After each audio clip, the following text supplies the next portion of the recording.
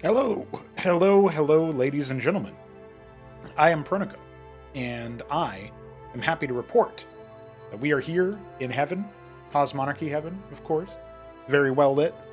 We're going to be jumping into another one of our epic tournaments here, or weekly tournaments, bi-weekly tournaments, as it is. And I have a bracket here before you. Hope you guys are having a good weekend, good start to the weekend so far. And let's take a look at that bracket. So we have 8 names here, although Vilius has said that he will not make it in time. So we have defaulted him to a loss in the first round. He might show up later, but we'll see how that goes. Arbuz moves on ahead. And then we, of course, have a couple other names here. Hamster and George playing ZVZ at the first opener. We will not be spectating that game at first. And then we have AOT versus Grass coming up when it comes to the Zerg versus Ascozi match. That's going to be pretty exciting. AOT playing Ascozi for this tournament, which is pretty funny. Then we've got Hanmano versus Kutiam. Kutiam Chupin it is, not Supin, as I've been saying. So that's going to be a fun little Terran versus Terran. Winner will face Arbuz, who is playing Selective Random, Protoss and Zerg. And yeah, that's, I mean, if you had to pick a particular player to watch here, it would be Arbuz. I feel like the Selective Random he's got is a little bit interesting, a little bit compelling for trying to figure out who exactly is going to be taking this one. If he rolls well versus Hamster on the right maps, I think that they could make a very entertaining grand final. But we will find out. We will find out together. I'm going to go ahead and get our match overlay ready for action while we wait for Kutiam to join the lobby. Hamano's already here. And it looks like Hamster and George are getting ready to do battle on Near Impact. To the surprise of nobody, Crisis Vector was selected by Hanmano for our upcoming match. So I'm looking forward to that.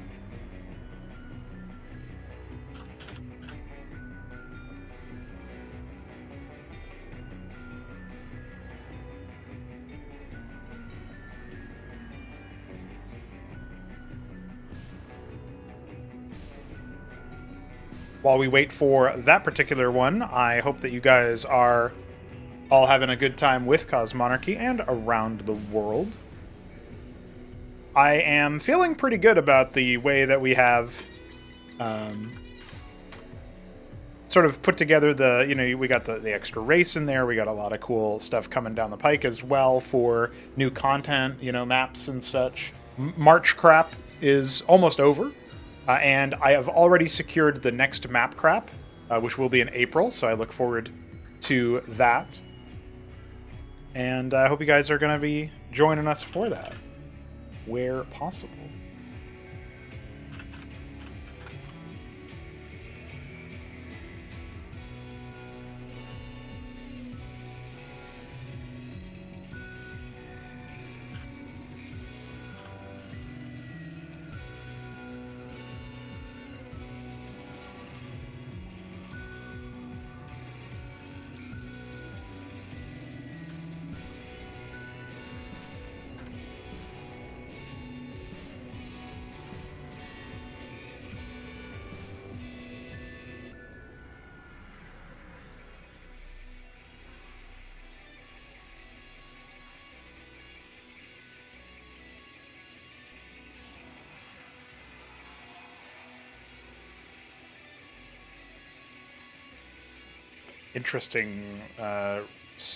Interesting ratio of players as far as the races go signed up to this particular one. We have 3 Zergs. Arbuz is half Protoss, half Zerg.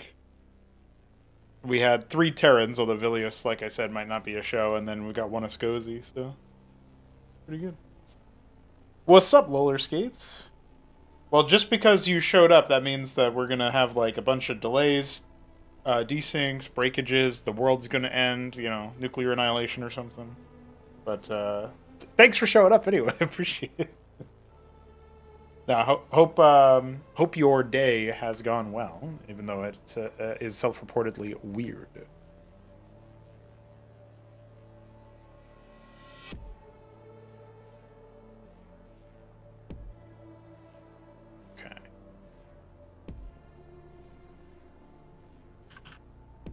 Now, Kutiam is usually appearing offline, and he is indeed doing so today as well, so I don't actually know what he's up to.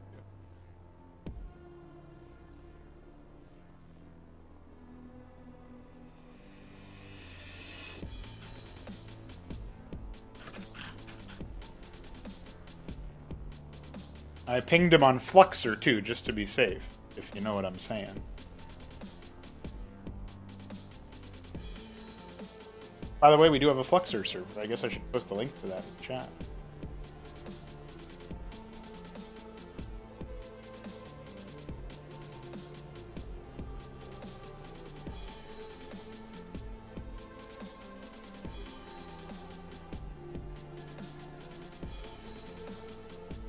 There we go. You guys can join us on Fluxer if you so desire.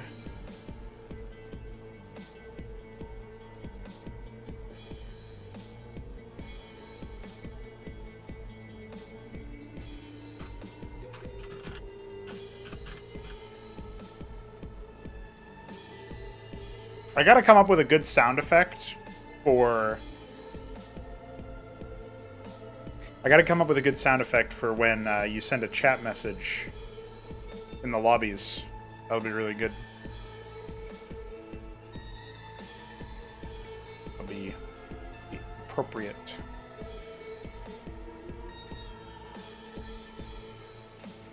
I also guess I shouldn't actually make myself blown out really right. No. There you go. I fixed it.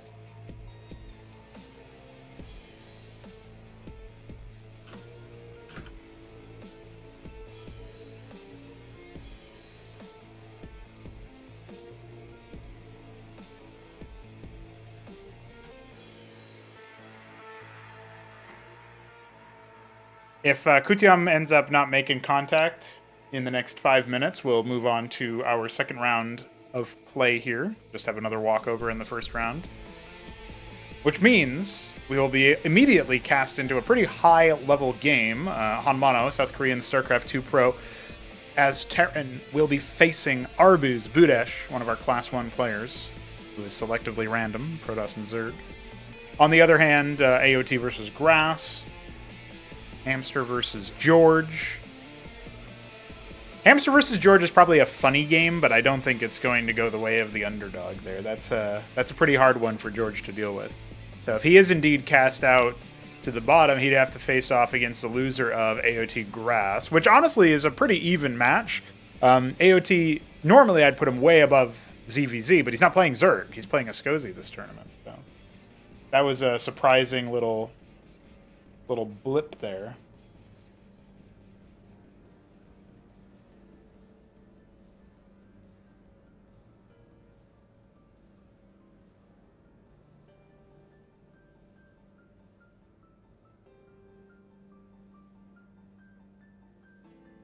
If you had to ask me my prediction for this bracket, we're looking at, I think in the semifinals will be Hamster versus, do I say Grass Eater?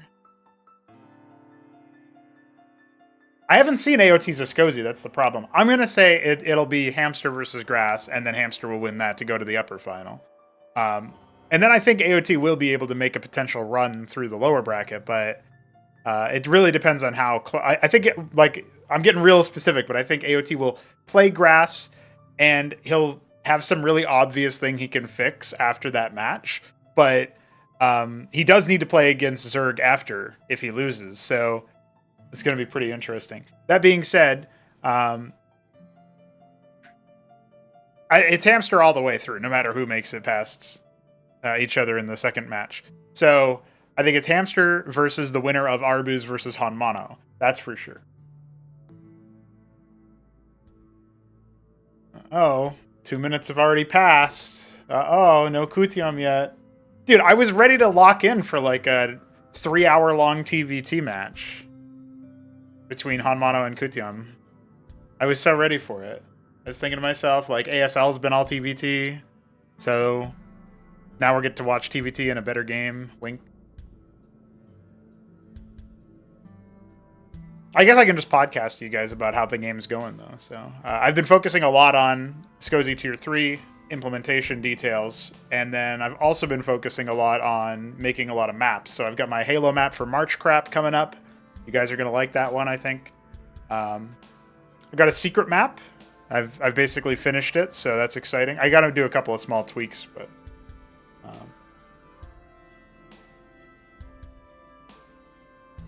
I think it's basically done. I can't think of anything.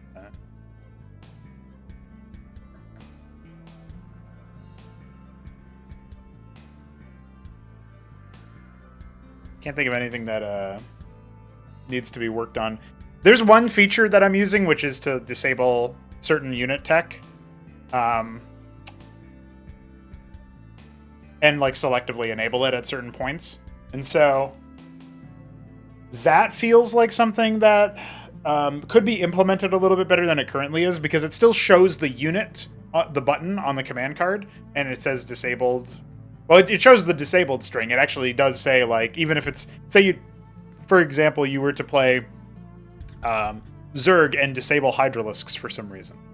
Not that Arbuz would notice. Arbuz doesn't believe the Hydra's real. But it would still show the Hydralisk button and say requires Hydrath Den, and then you'd make the den, and it would still say requires Hydrath Den. So it kind of trolls you if you're not prepared for that. So what should probably happen is that the button is just removed from the menu.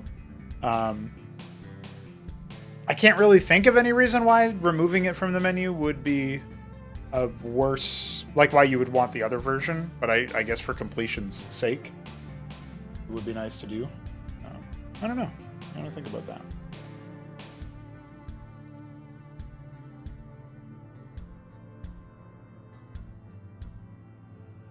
Okay, one more minute for Kution, by the way. One more minute.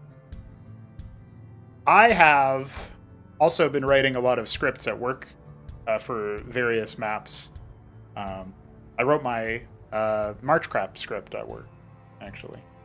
I think what I'll probably do next is write out the script for the co-op mission Heat Death. My Marchcraft is using triggers that enable co-op play but still have transmissions. I have to test them to make sure that they work properly. But if it works properly, then I can pretty easily start doing that as a general design choice, so that you can have co-op campaign maps that are co-optional.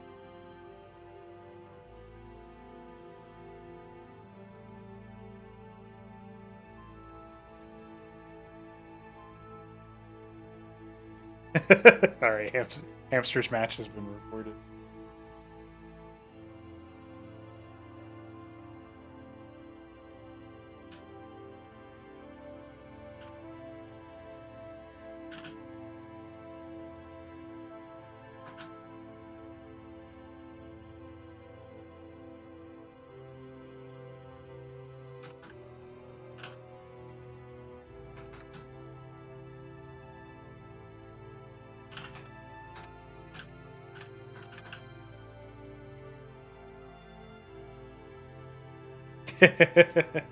Don't we all wonder, sir? Don't we all wonder?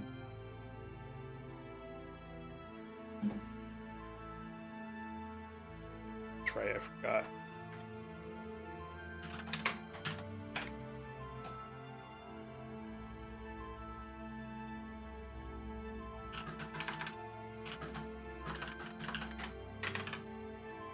Okay, we're gonna wait for Arbuz to select our map, because Kution is officially walked over, annihilated. GG. No G. Can't even type a single G. There wasn't even a game. I'm gonna guess that just because Hamano is unlucky, that Arbuz rolls Protoss. That's what I'm gonna guess.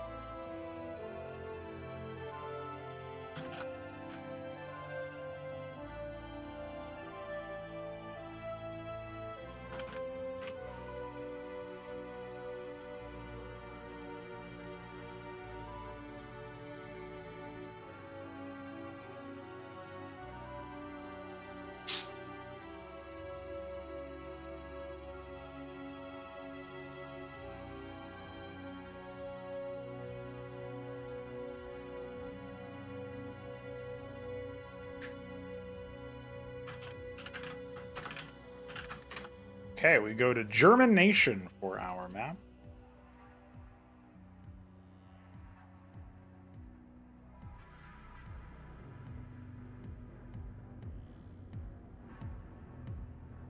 Man, I haven't hosted a multiplayer like tournament lobby since the Three Crow Throwdown, and that was such a deranged tournament. I really hope people go back and watch that. That's so good. Some of the absolutely most lunatic games really brought me back to like a few years ago.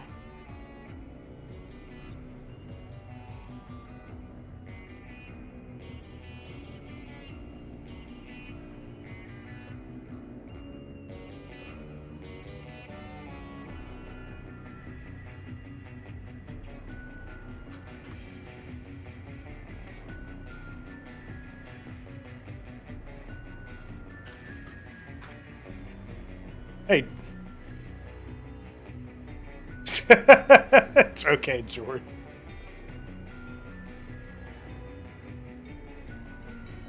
George joined the lobby to say have fun.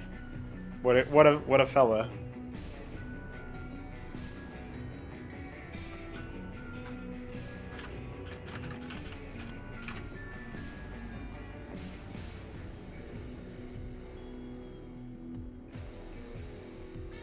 Man, I'm really gonna prank some people on April 1st, I'll tell you that much. You guys just wait.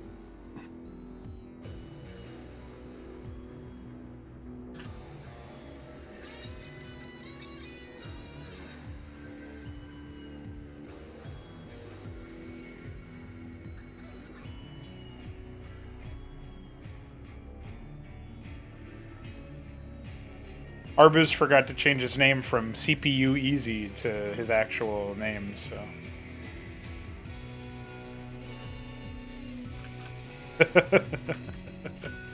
Alright, we're ready, boys! We're getting into our match! It's time, ladies and gentlemen. Oh, look at that! It's actually going to be Zerg instead. Okay, time to update the overlay, I guess. Alright, just making sure we have everything set up here for the audio. Looks like so. Of course, you guys can let me know if anything strange happens, but I will go ahead and get our overlay corrected. I guess Protoss, it's going to be Zerg. Let's see how Hamano handles that. We are live for our first Weekendwage matchup. Arbus Budesh has rolled Zerg in the top left. He is our blood Zerg. Hamano, on the other hand, is in the bottom right. Repping the classic colors is the Teal Terran. And we are on Germination, a desert map by Biddy B. Cross spawn. It is a 2-spawn map. Hamster saying go ass. Nope, neither of these two players are in clan ass. But I appreciate you cheering for your own clan anyway. Moment of blood summon. Dude, I really hope that they look really good with blood as a color. But it might just blend in. Sometimes, like, there's some really like brown tones on the player colors that make Zerg look like it's just more of the same. In the same way that like the light yellow colors, like lemon, saffron, if that's a color, I think it is, goldenrod. Those colors look really good on Protoss because it looks just like they're more of themselves. I don't think Terran really has a color like that. It would probably be like the royal blue or the periwinkles. Those would probably be the closest for Terran. And I guess Ascozi you don't have... there's not a lot of greens, is there? Maybe mint. But I think that's a little bit too poppy. It'd have to be like a desaturated one.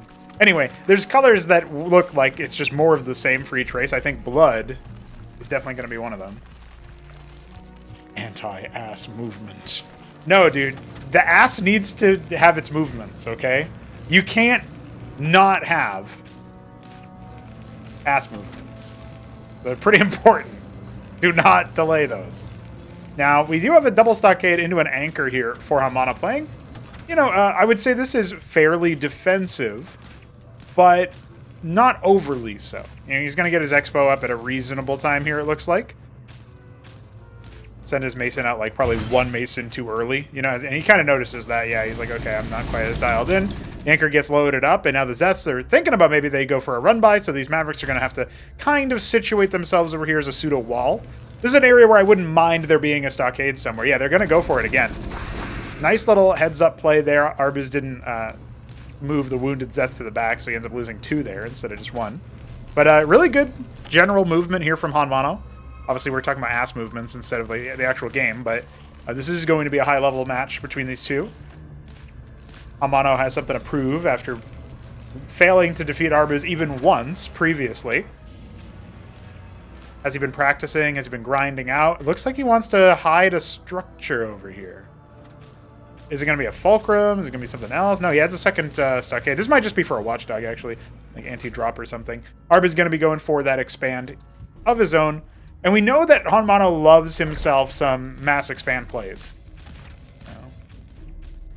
Yeah, how is your digestive system doing today, Chumbeka? That's a very good question.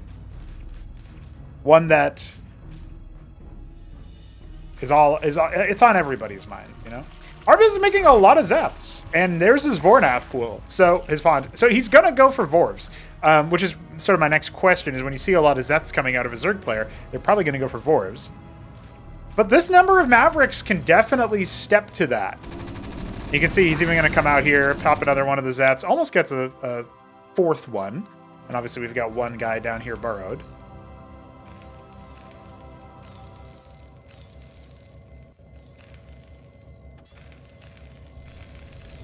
I do feel like with the setup, he's clearly going to be going heavy bio. This is going to be an add-on. It's going to be the Covenant. Oh, it's not going to be an add-on. He was just making his base look a little bit nicer. Okay, all right. I got excited. Usually when you lift off a structure, it's because you fat-fingered the add-on.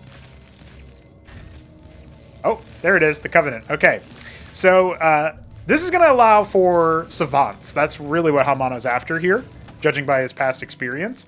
And I think that's a great choice versus the Vorver Core. I think Vorvs versus Savants, you know, you keep them in their mobile mode. You don't even need to deploy them. They're going to do so much splash damage to the Vorvs. We do have a Zeth drop coming in. And actually, Arbuz is going for the Calc here. So maybe I was wrong about the idea that he's going for Vorvs when he appears to be going straight up for the upgrades. This is interesting tech. I don't know what Arbuz exactly is planning on doing. But we're about to find out. Couple of Nathacores coming out, so that's definitely going to be Calcs.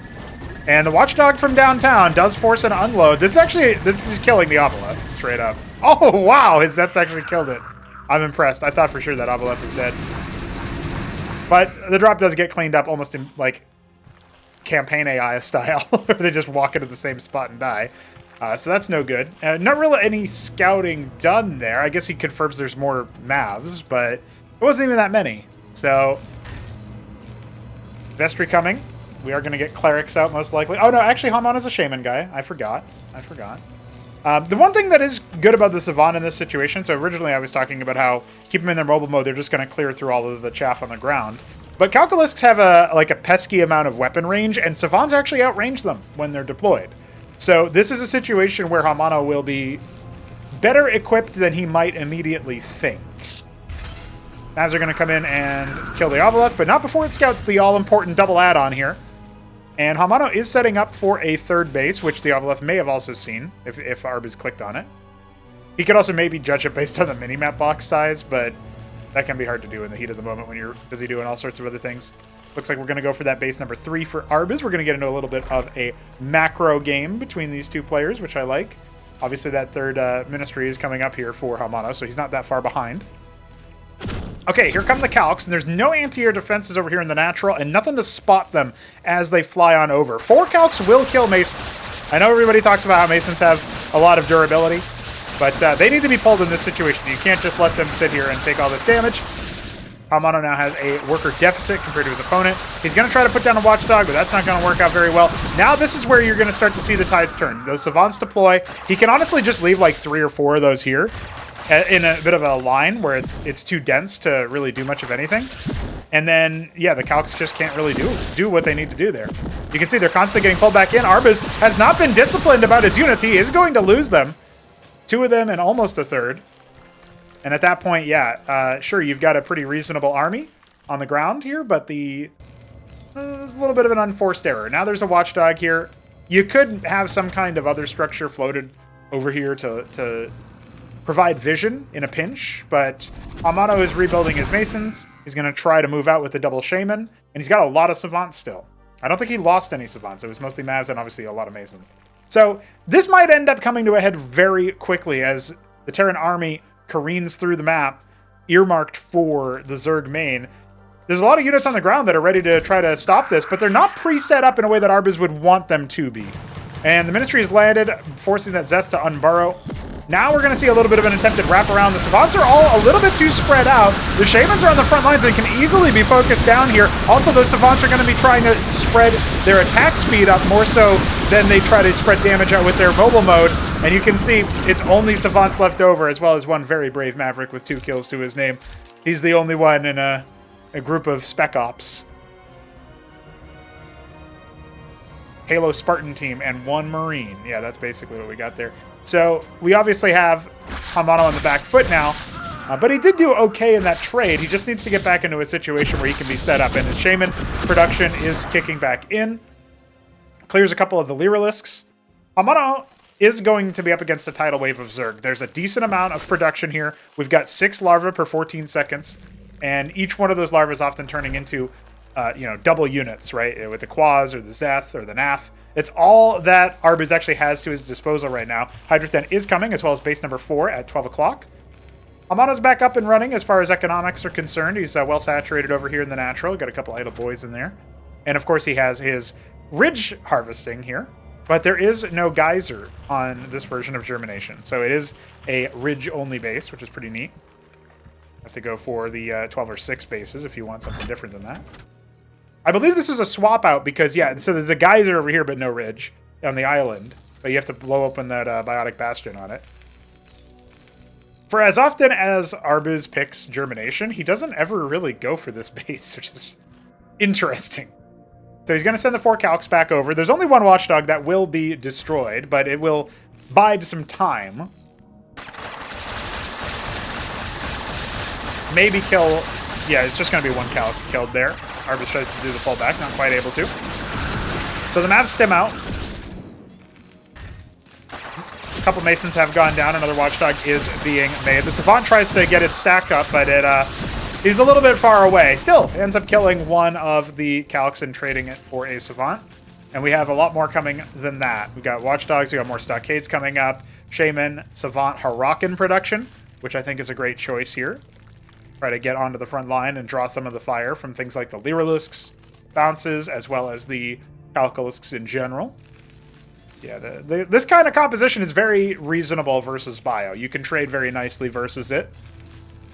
I think a great choice in general ends up being Anseal, funnily enough, but not something that Hamano has here at his disposal.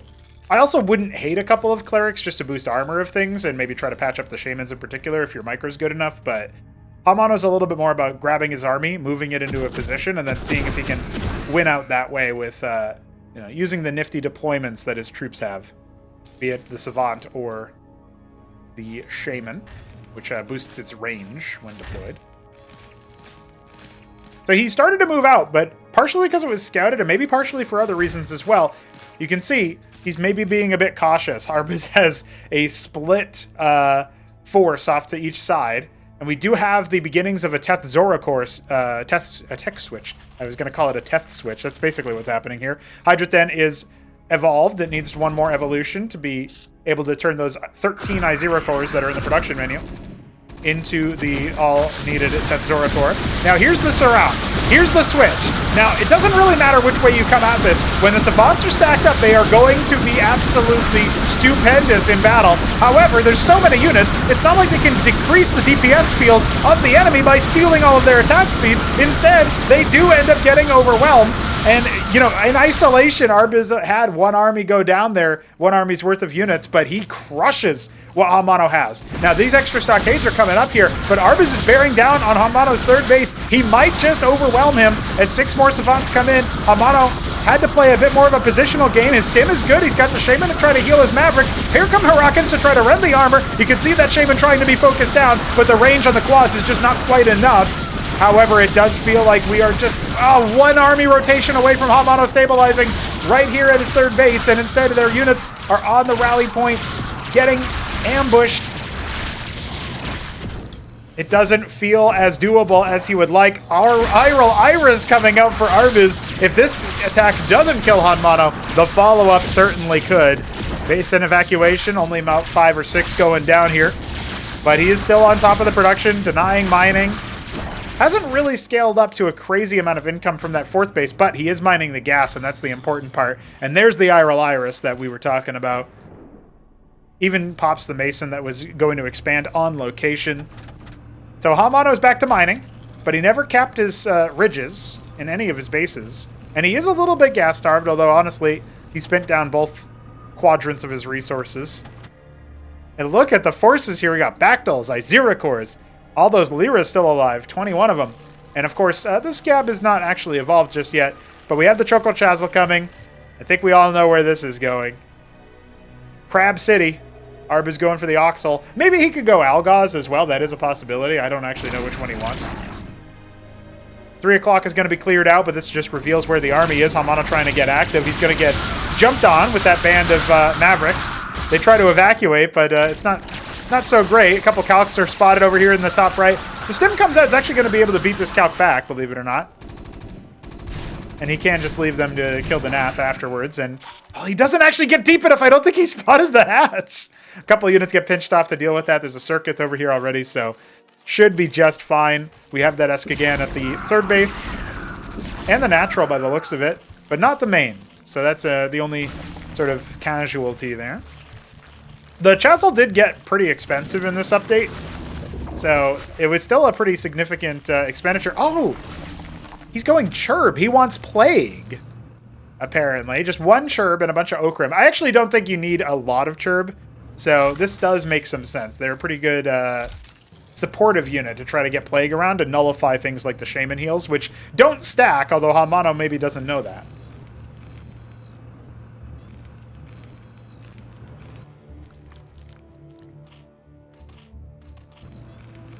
Winner of this match goes to the next round of play, the upper final, which will be a best of 3. Likely to be Hamster waiting for them on the other side.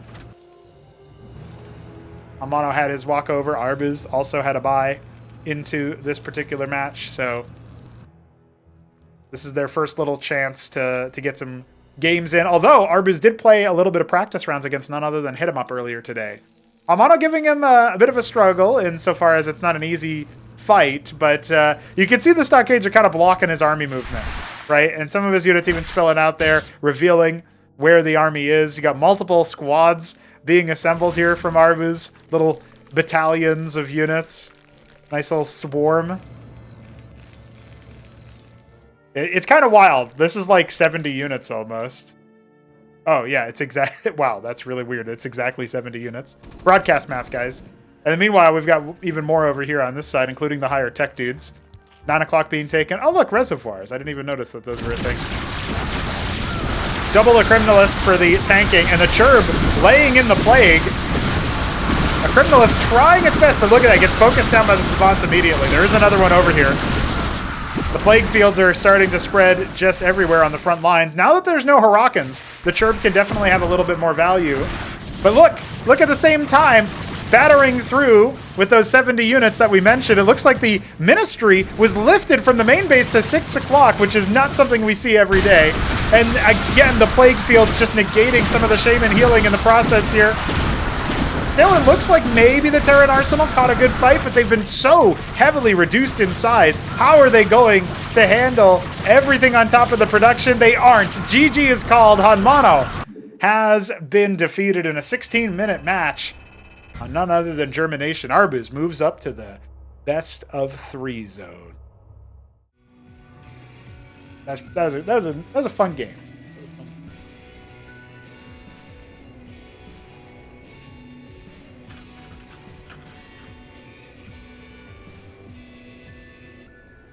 Apparently, concealed organic yearns for the flesh of the firstborn.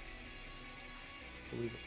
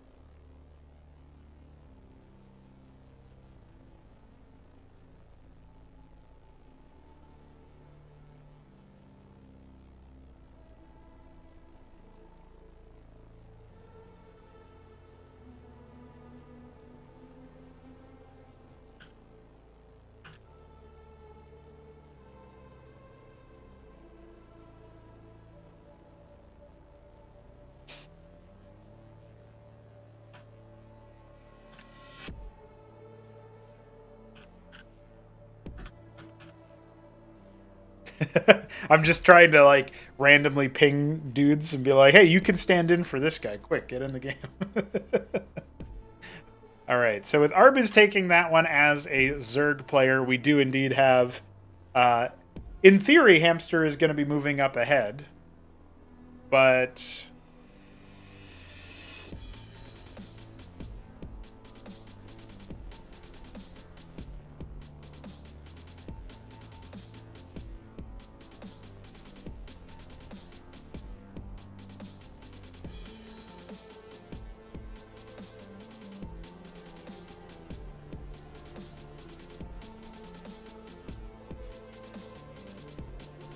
I don't actually know if either of his opponents are here, so we might just go ahead and move him up to the upper final.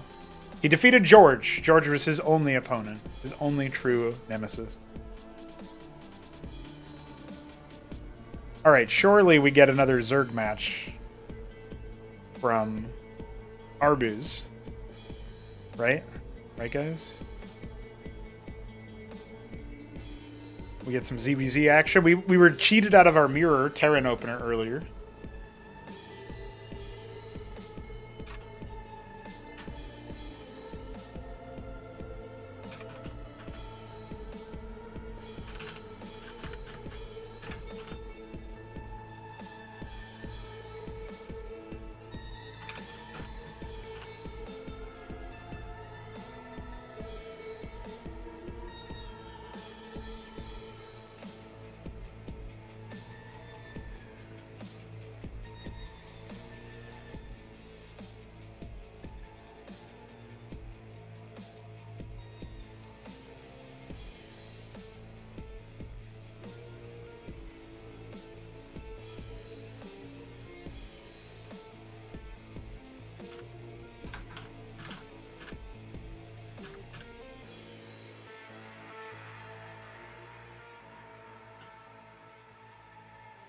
All right, we will be getting to see Hamster versus Arbus soon.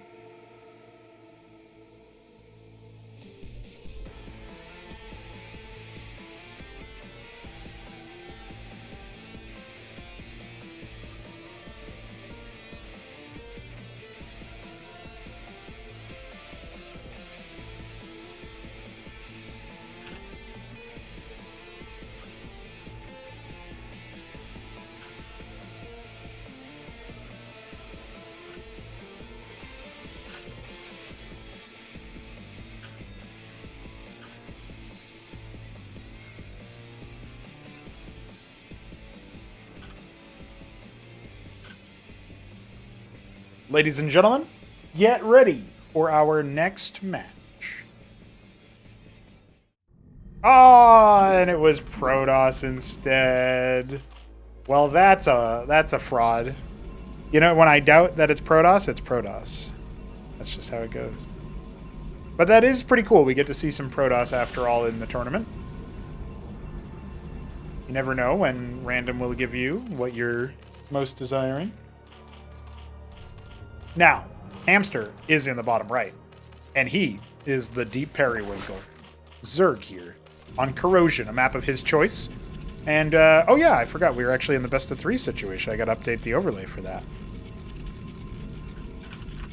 Corrosion. Best of 3.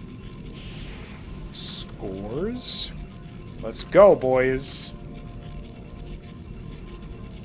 Let's go, homies. We've got a PVZ extravaganza here on Corrosion. Arbus versus Hamster, class 1 action here. Hamster, the Deep Periwinkle Zerg in the bottom right, is going for his Larvosk open. And it's Lattice Gateway here for Arbus, who's up here in the top left. I'm going to say he is the... It's either Glacial or Electric Blue, and it ain't Glacial. Electric Blue Protoss. You like it? You like how I did that, guys? We got a Simulacrum on the way, so that's kind of a cute unit. I actually really like how the Simulacrum ended up figuring things out as far as like its general mechanics. It's such a particular unit, but in the early game it has such a cute little interaction where you can only really kill it when you can overwhelm it. You know what I mean?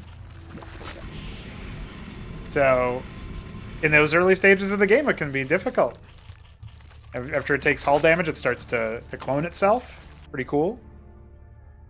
When we were playing the Brotherhood game mode, I was trying to hypothesize how I would show visually that a unit was actively cloning.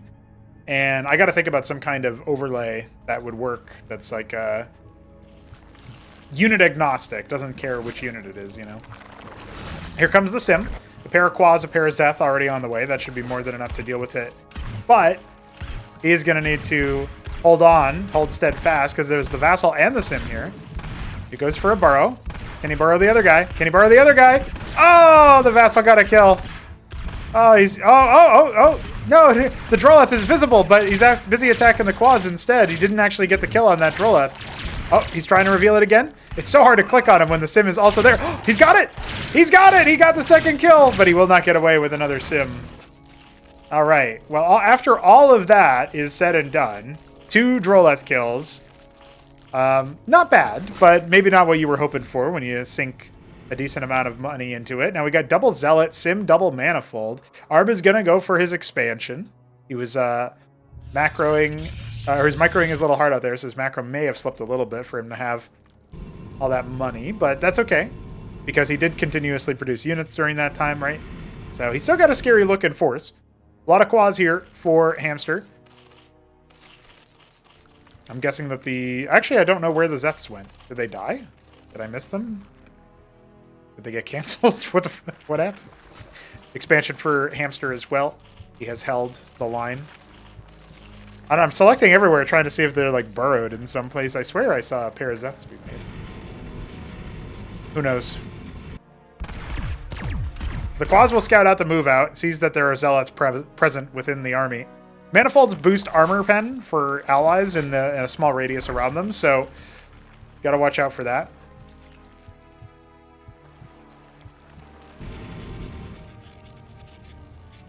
Zealot idle back at home. Could be useful on the offensive. I do like the Quas being behind the hatch here. A little bit of blockage there. A couple Zets have been made in the meanwhile. Rogue Gallery is started up. And look at this. He needs to pair off a couple of Quas just to deal with this Vassal. It's going to get a kill if he's not careful. And police forces a burrow. Here comes the pressure on the front. Where's that focus fire here? One of the Zealots staying alive despite its low HP. And now finally a couple of Quas are here and one Droleth has died.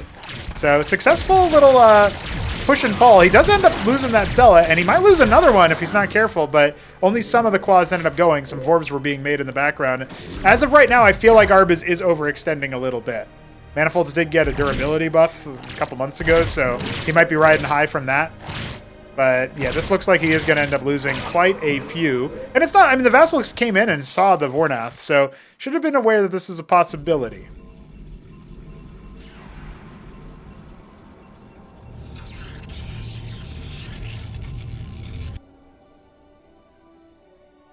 Dwarves could even tag some of these Manifolds. Indeed, they will.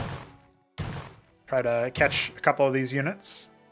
This is something that I'm looking forward to higher level players figuring out over time as well. Is like, damn, you can do that? That's awesome. Pretty simple technique, but it's nice when it's used. A Kabbalist is being made. That's going to be sent off in the background here, I think. Some static defenses aren't quite available here. Look, he's even got a Droleth. Offensive Droleth here. The Kabbalist needs to be on deck. Manifolds are being popped. Idols are being popped. They're going to do a lot of splash damage until they're fully destroyed. Scribes need to get active as the Warden finishes up. The Bulwark is coming, by the way. That will not be dealt with. And a couple of those Zealots are still alive, although these Quas could definitely deal with them. Doesn't look like Hamster wants to. We go a little bit longer here as the Shroud is halfway complete.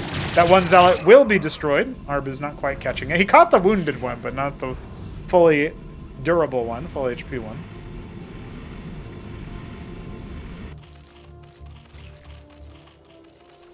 I'm not entirely sure what happened here, by the way, with the doodads, but there was a goobering.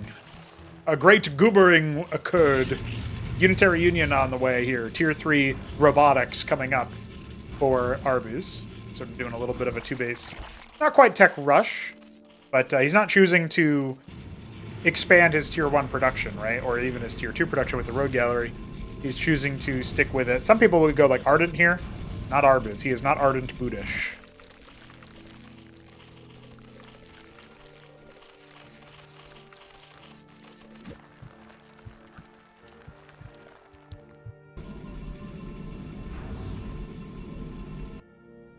One Quaz once again scouting things out, seeing what's coming up. Hamster and Arbuz have both played a lot on Corrosion, and neither one of them have really exhaustively used these corner bases where you can sneak a little bit of extra gas.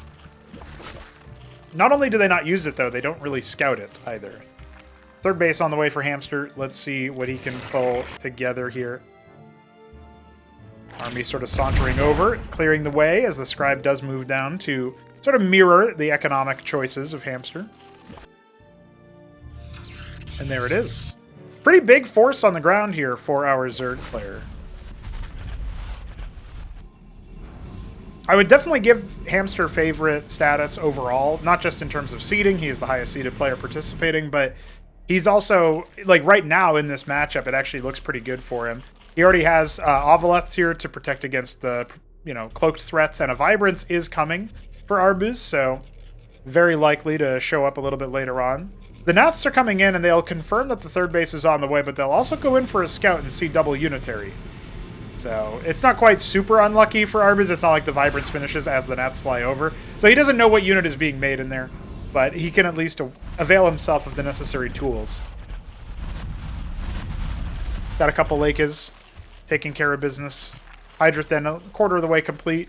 I actually wonder what that's going to be for. Is he going to go like Mass Hydra? Got a lot of minerals in the tank. Ends up using them on the Vorvs. I do like the little cacophony you get from all the eggs cocooning like that. Feels like just this seething mound of flesh. Well, maybe not quite. That's Blood Summon more so than Zerg, but the eggs, the chrysali. Fourth base on the way for Hamster. We're looking pretty good for a macro game here.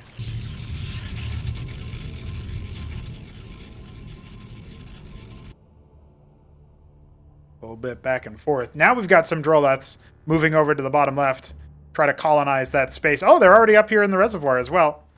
While we're on patrol there, but Cilliant is out. Obviously, you got the Vibrance as well. Permacloaked until it attacks. Second one comes out. Oh, he's doing Mass Vibrance. Okay. All right. So Arbuz earlier today mentioned that he thinks that Vibrance has a weakness against Zoryus in particular because the Rilla Rokors don't really die versus them, and you just get a lot of them and all of that stuff. And, on the one hand, fair enough, but on the other hand, Vibrance is a pretty good unit. It gives a lot of shield and restore procs. If the Zerg can't just focus them down, it can be pretty deadly. There are a lot of Lakes here, to be fair. Looks like the Nathakors have found their way in to the base once again, just scouting out, seeing what's going on. Still not quite finding any... They're not really finding much in the way of the army positioning, so that's kind of interesting. Witness is going to come in here and see how a decent amount of burrowed lake is. Flies too close over here. Yeah, it's going to be revealed by the Ovoleth, so that was short-lived.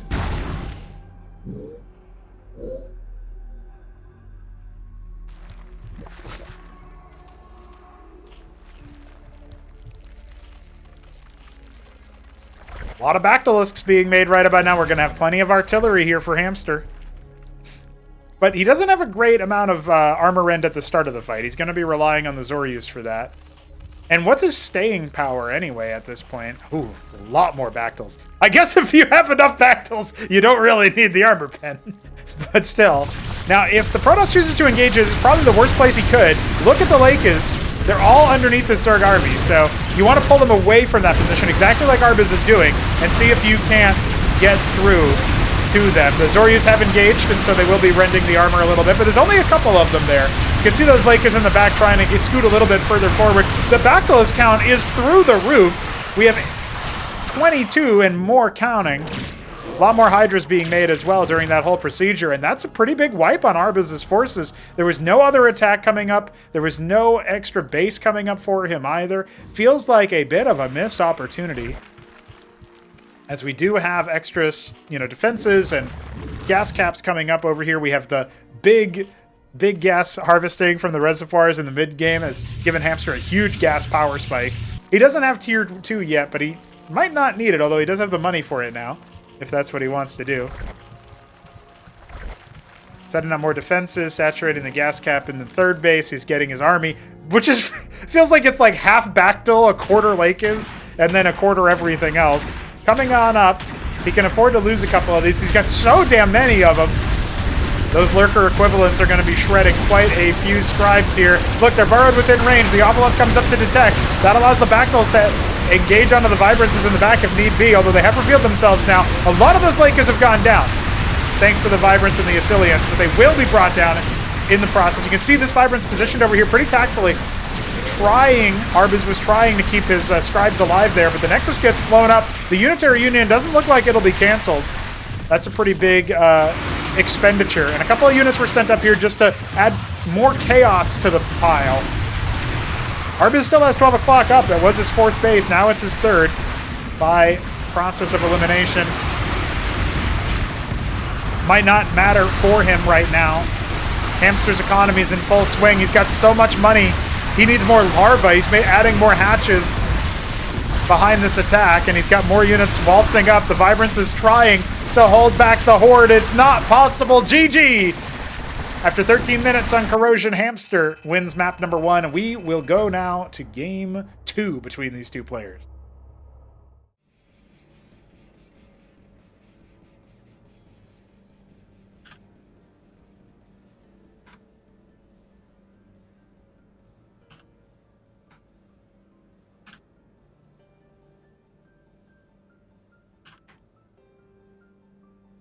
We go Frosted Forest here as our second game.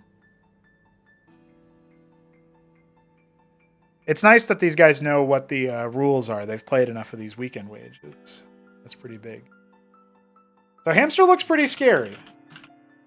I'm not sure what the game plan for Arbiz is going to be if he rolls Protoss again, but I suppose we will find out.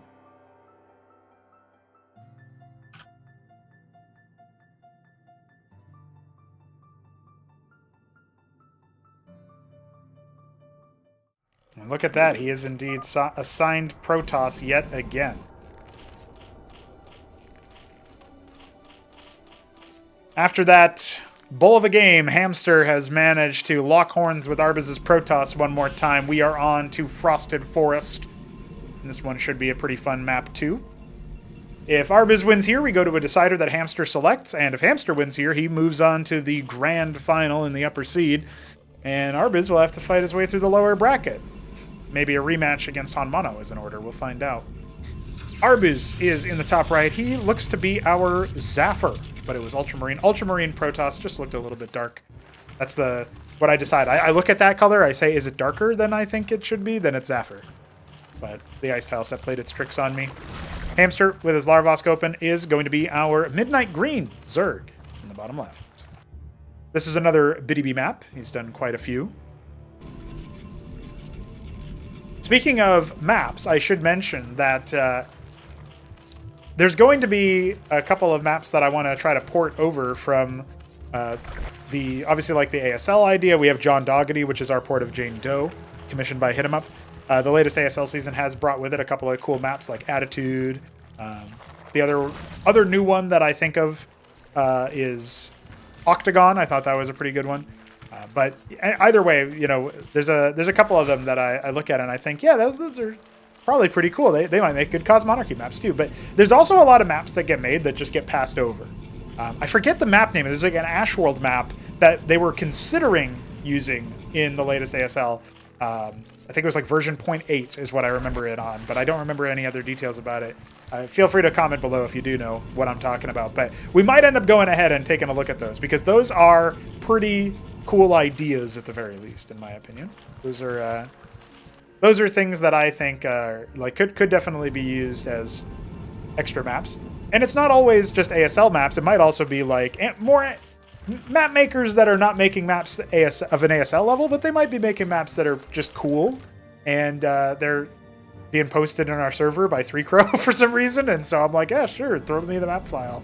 I'll port that one and give credit to the original maker. And so occasionally you might see some of those show up. Just wanted to do a little PSA.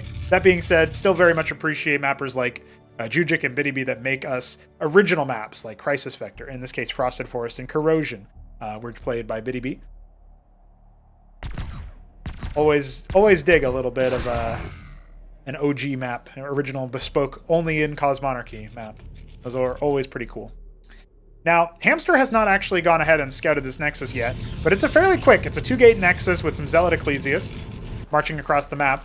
Arbuz is trying to fake a little bit of pressure here, but the Zeth confirms the Nexus is already halfway complete.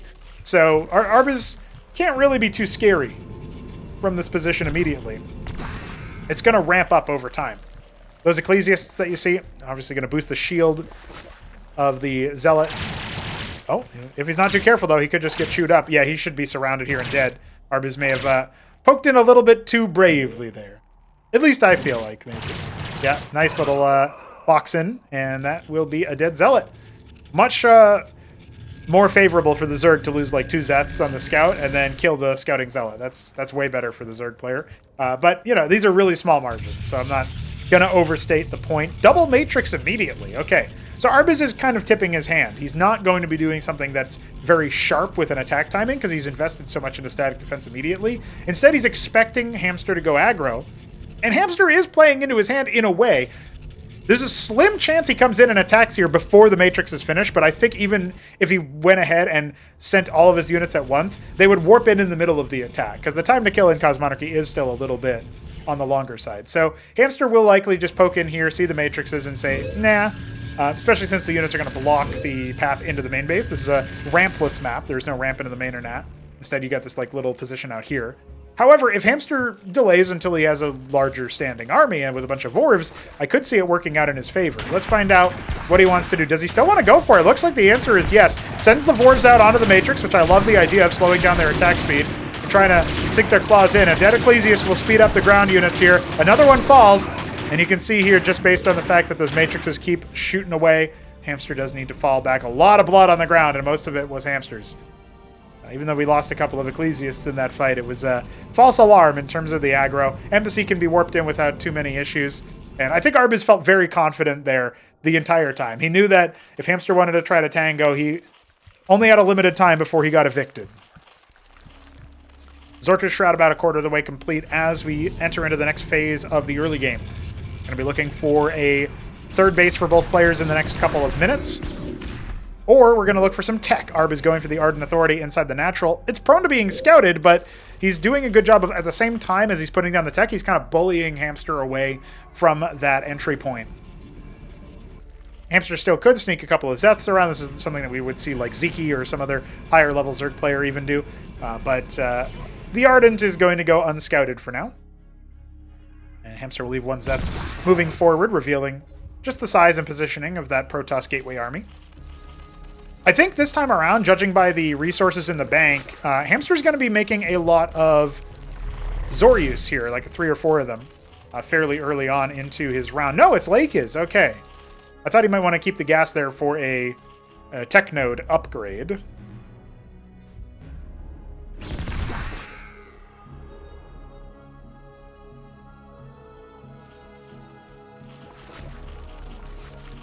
Ovaleth's coming out, 3 of them, so this is definitely going to be more drop-oriented. We do have a bunch of Nathracors, a small group of them. And there's that third base I was talking about. This time a little bit faster for the Protoss. It kind of indicates how Arbuz likely wants to play this. Triple Hierophant for a little bit of movement there. Oh.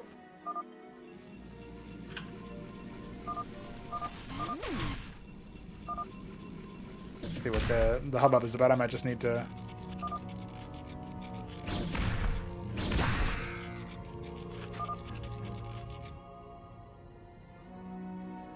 Well, we'll see if this next fight resolves anything definitively. Hamster does have a pretty big army, but otherwise we'll just go ahead and remake. No big deal there. It was pretty early into the game. The players, that's a little bit bemusing.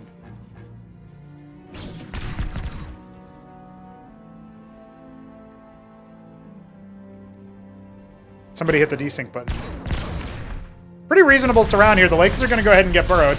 Pretty hard for them to be attacked because the Acantor is going to get body blocked by like the Vorvs and stuff. The Lakers keep coming through. Oh damn, this is a much more successful attack than we maybe initially thought of. Hamster just working overtime to make sure that the hash issues that we experience sometimes aren't a problem after all. It's great. It's beautiful. He's going to get right on top of that production. The second Cantor is not going to be sufficient here. And wasn't even attacking for most of that. Got one shot off. And I think, like, Arbus is kind of shocked. He's like, I thought I could get away with this third Nexus. And then you just hit the kill me button. I think he's down to the lower bracket, dude. Oh.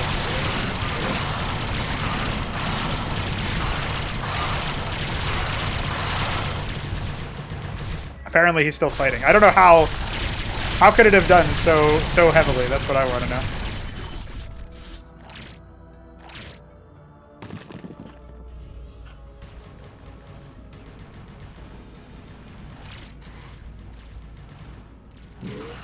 That doesn't make any sense. That's so funny.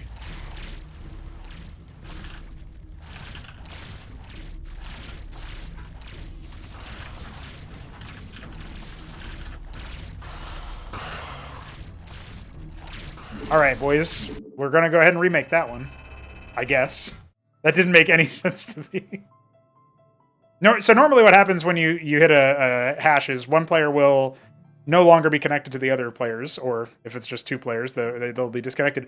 But their units will stay. Their units will stay, and that is the way that it's supposed to go, right? Their units will still be there. The units that existed at the time of the hash will still be there, and they'll be able to receive orders just fine. But after that, it's who knows what happens, you know? So the fact that all of those units existed there for Hamster and it still broke, that's sussy. Arbus can't hit the desync button. He's not allowed to. Arbus is in the bottom left. This time he is the Beastra Brown Protoss in the bottom left here on Frosted Forest. Hamster in the top right is our turquoise. Turquoise Zerd, not teal, turquoise. I was thrown off there for a second. I did have Arbus pick Protoss since we're redoing that last game. I'm not going to have the random gods decide it. That's a rule that I've been thinking about for a little bit of time if we have to remake for any reason. And somebody was playing selective random or full random. You know, whatever they got in that last match should be it. We can't control the randomness of spawns to make it so that Arbus respawns in the top right or whatever, but we can control other things, you know? So the things that we can't control, we might as well make consistent across the play-in. And it looks like it will be the same sort of opener here. Hamster going for that Larvosk, obviously. But is it going to be 2-gate expand again for Arbus, or is he going to change up his idea? He's already got the first gate. He's already got the scout coming. And there's the pool that we were all expecting Hamster to go for. I really liked his style. I thought that the timing attack there was really deadly. And a little surprising that he was able to pull off so much in that initial fight. It was pretty legit.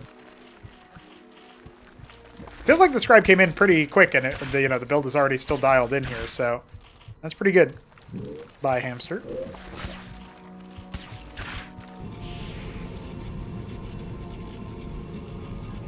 It will definitely not be a 2-gate Nexus, because the second production structure is a rogue gallery. Arbus going to be going for that Kabbalist that we all know and love.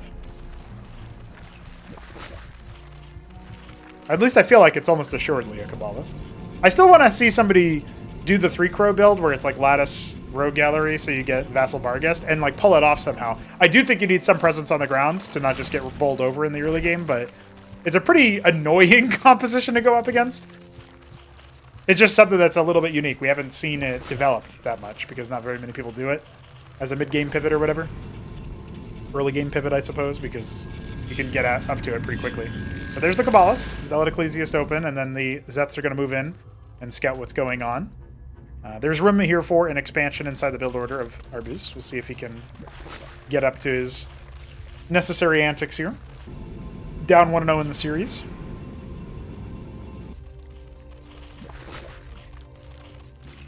I feel like Hamster's a really good player to go up against in these sorts of situations. Zeths come in and scout the rogue gallery. Is a little bit gutting for Arbus. Immediately an Avaleth starts up back at home. And yeah, he scouts the Kabbalist, that's for sure. He'll get away with one of his Zeths. He didn't scout the Nexus, though, so that's worth pointing out. Hamster's a good player to go up against to really test whether or not your macro is on point. And there's that Nexus scout, by the way. He's able to micro. He makes the right decisions. He looks for the right things that he needs for his read of the game. And he's just very stable all around. Sometimes he can make an aggressive play in the early game, and it can kind of throw him off and put him into a situation he's not very well practiced in. He does, of course, thrive in the chaos. So I wouldn't say he's got the stability of like a Krankendow when Krankendow was playing. He was very much more like, I'm going to play by the book and everything's going to be just fine. And that's totally fair. I get that approach very much so. But I think Hamster has a lot of solid fundamentals. You know, there's some things you can criticize, but if you're beating Hamster regularly and not due to like, oh, he tried to do a really silly strategy and lost to himself, I do feel like that gives you a lot of value in the later stages of the game, in development of your game. That means that you're macroing pretty well, you're probably no slouch in the micro, making the right kind of tactical decisions, all that good stuff. Cabalist pokes in, gets poked back. Hatch nearly complete here for our Zerg player, and 4 Lakes and Azorius are on the way, so I mean, to my eyes, this looks like Hamster trying to do the same sort of thing as before. And the Kabbalist will give a little bit of an early warning system that this lake is on the way. You can see he actually pulls them back after thinking about moving them into the front. I would almost prefer that Hamster goes a little bit huntful here for the Kabbalist. Tries to see if he can upend it and pop it so that there's no early warning that this attack is coming, because from our perspective, it looks exactly like that attack is coming. Prostration stage on the way for Arbuz. Zorius is scouted. Is he going to be expecting the lake is still, despite that? You can see they were deliberately being held back there. Bulwark on the way. Army starts to move to the front. We got some vagrants over here. Okay, the Kabbalist has seen it now. And we don't have any detection. The Bulwark is going to provide static detection at the very least, but Hamster can obviously walk past it. In fact, it does feel like with this military force out here on the high ground, it doesn't give him a great set of options versus the Lakes in particular. You can get them to just run out. So here comes a couple more. Zorius trying to be focused down to get rid of some of its utility there. Prostration stage isn't done yet, so no high-tier units are available, but a lot of the chaff that Hamster was relying on, particularly with that Zorius, are gone. So the lake might be a little bit easier to manage. You can see him just trying to keep things going. The Bulwark is going to be able to provide a little bit of vision there. Trying to stand right on top of the lake is. Doesn't matter if you have detection, if you can get right on top of them. A lot of the ground army for the Protoss is being eviscerated in the process, however. And it does look like he will still be able to hold. A lot of his vagrants have been sent to the Shadow Realm. And a Pariah is on the way. So Hamster has been held at the pass this time around. No third base just yet for the Protoss, unlike the last attempt at this.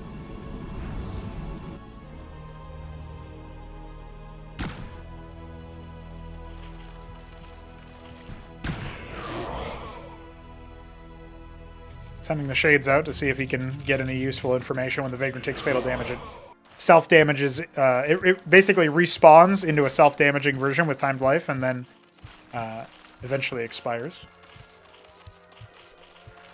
Welcome to the stream, Adam. Hope you're doing well. That Nexus is about a quarter of the way complete. Oh my god! No! It's okay, you can just kill the Matrix, but... No, don't cancel the Crucible! Oh my god, that's awful. That's so expensive. Can't believe Arbuz did that. Quaz drop. There's a Warden coming, but it's actually, I was going to say if this is a Matrix, then he's probably fine. He'll still lose a couple of workers to this.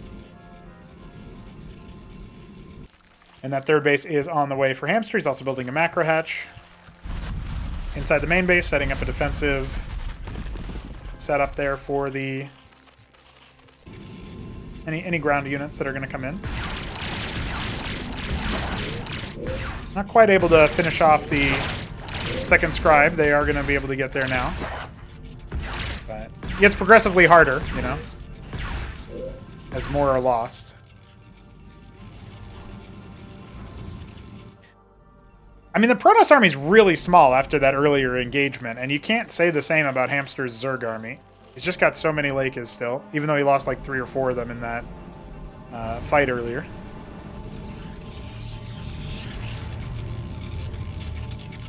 Ovaleth should catch a little bit of a hint that there's a Nexus up. Third base up here for Hamster. He can start setting up the details. A third macro hatch in the main base. So we are talking about 7 larvae per 14 seconds once that hatch finishes up. A lot of hydras being made. This looks very similar to our game 1 on Germination. Was it? No, it was Corrosion. Sorry, game 1 was the first game we ever casted. And Zerg did win that one, so that's what I was thinking of. Now, the Pariahs are out here. There's 3 of them. But even though there's no Vorvs here to slow them down, the Zoryus can still help with the armor end. The Hydra count is okay for dealing with heavily armored targets. And I just don't see how Arbiz actually makes that engagement happen over here. He's got no artillery, and his splash damage is contingent on the Pariahs actually meeting up with the forces like this, but they can only last for maybe max 1 pop. 2 Pariahs have gone down. He's got another one fresh off and another one empty of shields. This third base is just toast, man. Warden will soak up some of the damage. We got the units trying to engage on here, but the Lakis count is too damn high. Another Pariah, toasted immediately. Oh, both of them going down. I don't hate the idea of the Barghest if there's a lot more Zoryus, but here it feels a little surplus to requirements with that Armor Pen Aura when decloaked. Maybe just thinking about going air versus the heavier presence of the Lakis, but you need something with a little bit more oomph to it. If those Lakis end up getting deployed in front of those matrices, the game is basically over. As it is, I don't really see how Arbiz can fight his way through this. The Bulwark gets popped, no further detection is available, and now this is the go signal for Hamster. He knows, without any way to detect his army, he can absolutely just run roughshod over it as long as he gets this micro under control. One Lakis gets popped, Pariah will be mulched, and it looks like, well, Hamster does want to just sort of double back here for a moment and organize himself. That Shade could kill the Lakis. In fact, it will, right? Surely? Yeah, there it is. If he regenerated 1 more HP, maybe not, but... Well, securing the economic advantage decidedly, and not because he went heavy greed, it's because he just blew up the the third base. Got a lot of Hydras coming up.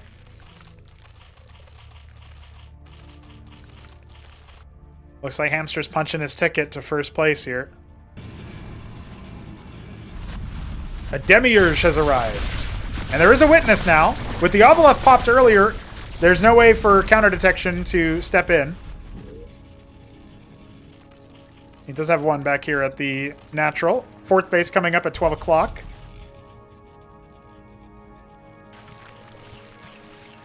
Yeah, the larva count's pretty damn good. Going up to the ski-back scab, we will probably see a horde of Bactyls. This is what Corrosion ended up at. A lot of Lakis, a lot of Bactyls. And, I mean, it might not be necessary, but at the same time, it's looking like it's kind of hard for him to blow open this position. For a second there, the witnesses were actually revealed by the Zoryus passive, which is pretty cool. He needs to pop that Pariah before he cleaves all of his Hydras. He's going to just try to step forward anyway. The double Demiurge is slowly whittling things down, and yeah, the Matrix count is just a little bit too high. This is where sometimes Hamster can get a little bit too aggressive. They've both got so much money, by the way. A ridiculous amount of money. Hamster probably wondering, is my opponent maybe staying in the game because he's got a hidden base? I saw his camera pan over to 6 o'clock. He might go ahead and check that. One of his Ovaleths is here.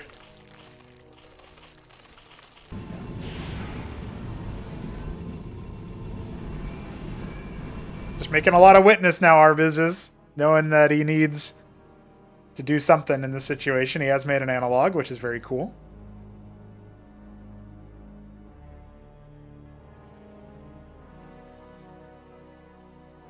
Bunch of Ovaleths moving down to 6 o'clock. Might see a bit of a drop there. Third base getting reestablished, but the Hydra sees what's happening.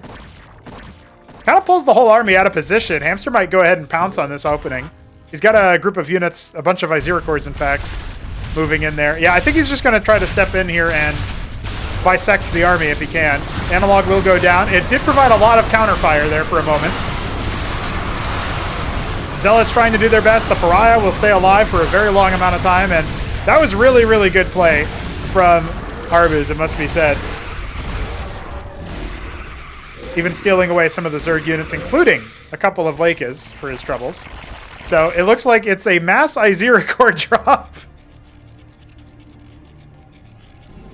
He'll just ransack the workers inside the main base. Witness spying on things, sees that the third is set up. He will confirm that the 12 o'clock is also set up. And only now is he trying to respond by doing something to this drop. The scary thing is, the I-0 course can clear out all the workers. If the workers decided to fly away, you know, to be evacuated, then all of a sudden he could just float over here. Instead, it looks like somehow, Arbuz pulled his workers away from the third base. Oh no, I guess they were distance mining because the Nexus wasn't done yet. I was wondering what was happening there. So he lost all the workers inside his main base. Pretty dastardly situation. Top left has been overtaken. Hamster has tier 2. And we do indeed have a lot of Zorius being made. The Hydras in a huge number.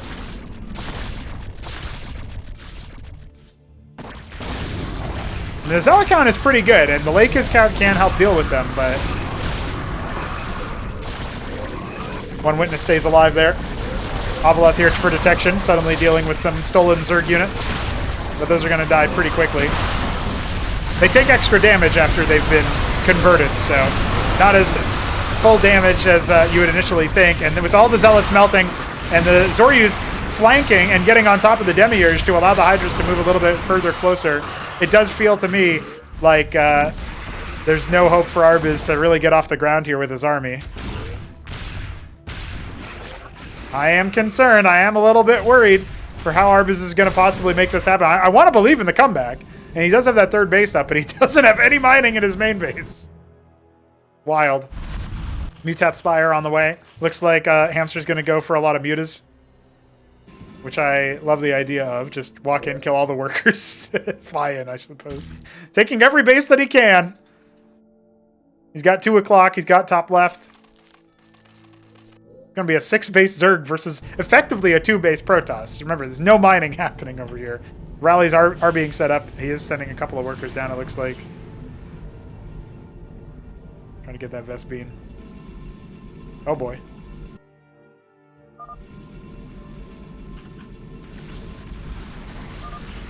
I got Arbuz, but it doesn't matter what I got.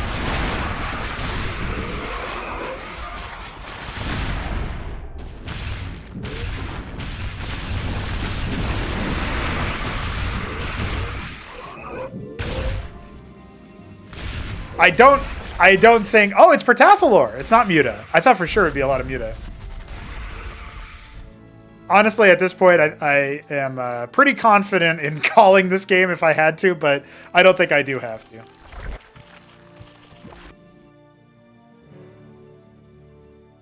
I'll just ask one of them to stream their POV if it gets too out of control. It feels like Hamster won this game a long time ago. He's got his Pertathalors out. He's making more Pertathalors. Dude, he's going to have like 35 of the things. Because he just made 20. It looks like he's going to take the 4 o'clock as well. He's got eyes on every base except for 6 o'clock, so... Yeah, Pertathalors just shellac that Pariah down in a couple salvos. And this triggers him forward. He's going to go for it, boys. In every reality conceivable, it looks like Arbuz is about to be ransacked over. A Demiurge is dead. He's got a couple more. But their energy bar is being drained pretty massively. And their health bar is going down even faster. Look at that one just melt on the bottom end. Pertathalor is melting through what they can. I like the staggered line of Dracodons over there. Actually helps out a little bit so that the Empresses can get what they need to get done. But... once those get focused down by the Protats, it's a wrap, boys. Look at the Zerg. Just look at them all.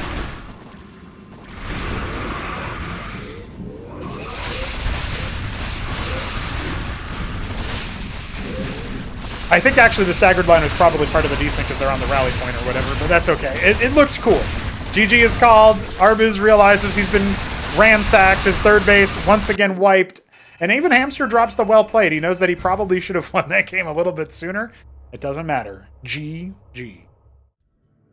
And Hamster's through to the grand final. I like that.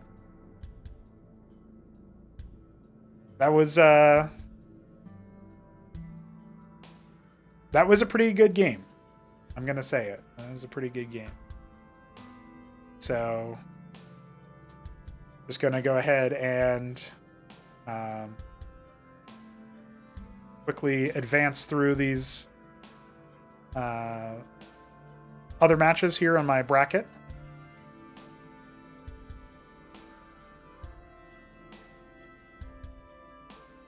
And now we have to watch Arbuz versus Han Mono in the lower bracket. Can you believe that?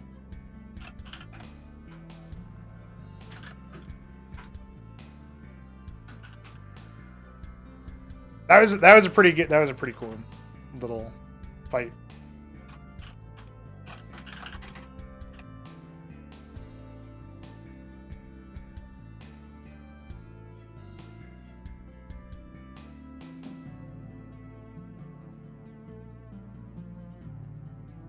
Oops, that's I opened up the map editor by mistake. I just really want to make maps, guys. That's what I want to do, apparently.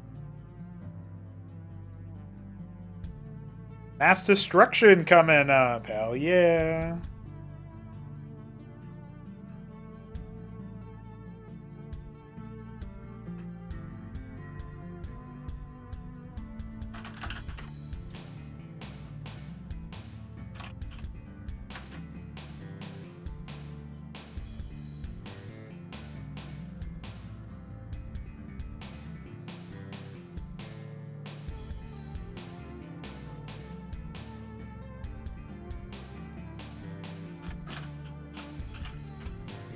Go ahead and get the overlay ready for that map.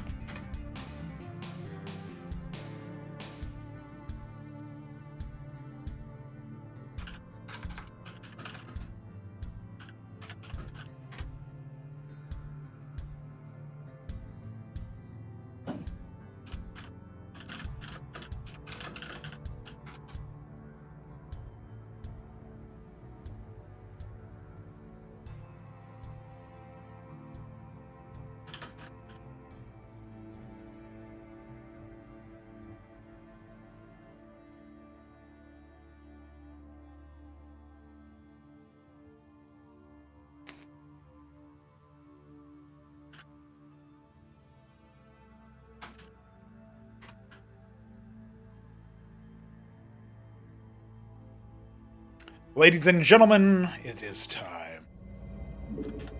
And of course he ended up as Protoss. I'll go ahead and fix the overlay.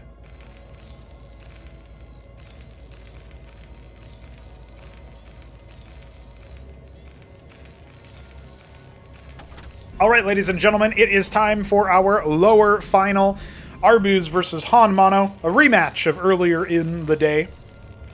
We're on a familiar tile set for these two players, but not a familiar map. This is Mass Destruction, a port of Oil Flow, done by myself. The original map by Minerals, I think? Can't remember. We have, in the top left, the Blood. Oh, it's just regular red. Red Terran of Han Mono. Red looks nice on Terran, doesn't it? I like it. Arbuz Budish in the top right as the Russian Green Protoss. Don't tell him. And we are going to get Fulcrum coming out here for Han Mono. Now, Han Mono could not best Arbuz's Protoss. It was a 3-0 as he rolled Protoss every time in the Tribunal stage, the last time these two people met with this particular matchup in mind.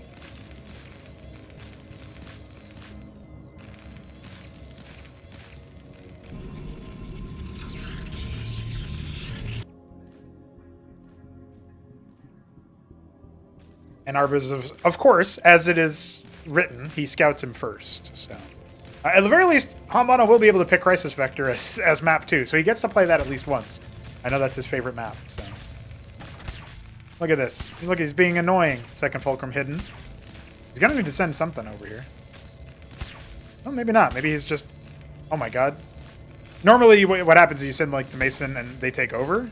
Or they started battling or something, you know? Oh! One more hit! Oh my god! He's a god! He's a legend! Han Mono does not lose his worker. Look at this guy. I can't. I'm forbidden from speaking in these engagements, but I do want to. I really want to type annihilated. There it is. The bodyguard. Get down, Mr. President. Now, that's Fulcrum number 3. I think we're going to see a Vulture all-in almost. Like, all-in is maybe a strong word, but I mean, he's not mining any more Vespene, so we know it's not going to be Cyclops or any add-on play. I guess it could be Scrapyard, maybe. He does like that versus a Scozy, I know. Dracodon is moving to fight. This is kind of a recipe for disaster. If the Dracodon gets caught by mines, and Hamano even kind of knows, he's like, yeah, you got to my base pretty quickly. You're probably at the horizontal spawn. That or it's a guess.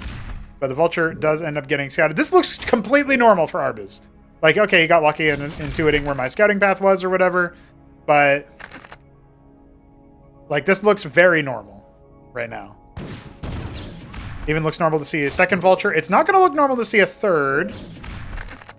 I don't think he saw that mine in the back. I'm wondering if he can at all intuit that it's 3 volt yet. We're going to go up to 4. Like, actually, 4 is a little bit more normal than 3 because it means, like, oh, you go into second Fulcrum and you've got a second little run. So here we go. He's thinking about it. No, he's going to wait. He's going to wait just a little bit longer. Okay, now we pounce because the next round came out. And he's got 6 Vultures versus the 2 Dracs. Well, he's out of sync with himself. 7 Vultures. Oh, yeah, this is going to be a run over, it feels like. He's got plenty of Vults to go around here. His spread damage is pretty ridiculous. Oh, but the mine hit guarantees the kill there. Is he actually going to kill? No, he's not going to get a mine hit off of this guy. But this is going to be 4 Vults. And that will be a dead Dracodon. Now, back at home, he's going to have 2 by the time those Vultures get there. So it's not going to be the most dangerous thing. But he's making 3 at a pop. I don't know. 2 Gateway Drac still probably holds this. You got to get really good with the mines. We're going to have, what, 6 Vultures around the same time here. They're going to spread damage again. Try to lay the mines and just start besieging the Nexus. Oh, that's a huge hit. That's a huge hit. He has to go right on top of him. Oh, man, he's spreading the damage so much. I can't believe the Scribe just stunned a different mine. What the hell? What is happening, boys? On mono. He's going for it. What a man. He's actually, oh my, he could just win the game. He could just pop the wounded Dracodons, but he's embracing chaos. A Warden. Oh, there's the self-stun that we were hoping for. If we're hoping for Protoss victory anyway. Oh my god, he's breaking every shield instead of doing damage. He's like, I hate shields. Get them out of my way. Yeah, I mean, the one thing, too, is that, like, they all start dying at once. Arbiz does not have enough money to run both of his gateways right now. He's on his last 2 Dracs. He is on his last 2 Dracs. I think the Vulture All-In's got him, boys. Hamano is going to go up in the series on Arbiz's map pick. That's his last combat unit. GG! The South Korean Terran achieves victory. That's some good-ass shit.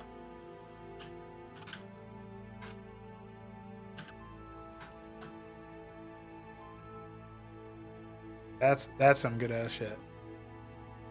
Love to see how Mono finally beat the Protoss Menace. Now, it was in a kind of a, shall we say... I mean, listen, cheese is a cheese. Rush is a rush. But, a win is also a win, boys. He only needs to do it one more time. Yeah, all right, bring it on, exactly. That's some good shit. That's the good stuff. Amano did say in lobby chat it's like 3:30 for him, and so he's probably just ready for Eep. So he's just going for it. And we have Protoss again. Let's see if he can do it again, you know? Let's see if he can do it again. On Crisis Vector, ladies and gentlemen, Arbiz Budesh, our orange Protoss in the top left, is going up against Han Mono, the electric blue Terran in the bottom right.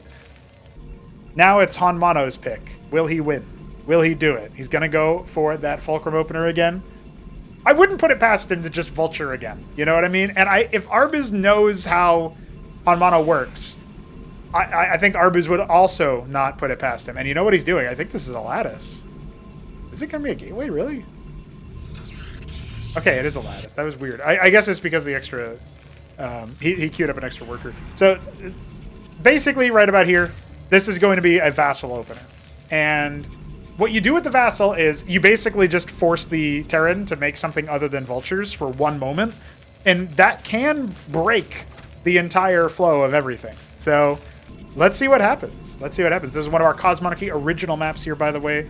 Crisis Vector is mapped by Jujic. We just came off of Mass Destruction, which is a port. And, okay, Lattice Gateway. So I think he's going to make the 1 token Vassal, and then he's going to make normal units out of the Gateway. Zealot, Dracodon, something like that. So let's see what happens. We got that second fulcrum coming up. It doesn't look like Hamano wants to hide it this time around, so it's not quite the same thing. He is going to be peeling off of Vespene, though. So we know, roughly speaking, what he's planning here. And there's that Vassal that I was predicting, a Simulacrum, just so you have something, right? That makes sense.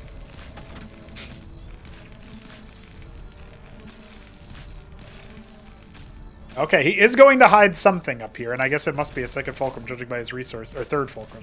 Yeah, okay. So he is mixing it up. The problem is that I think the Vassal... No, the Vassal's actually going to come in such a way where it won't see that. Its vision range is pretty pitiful, so...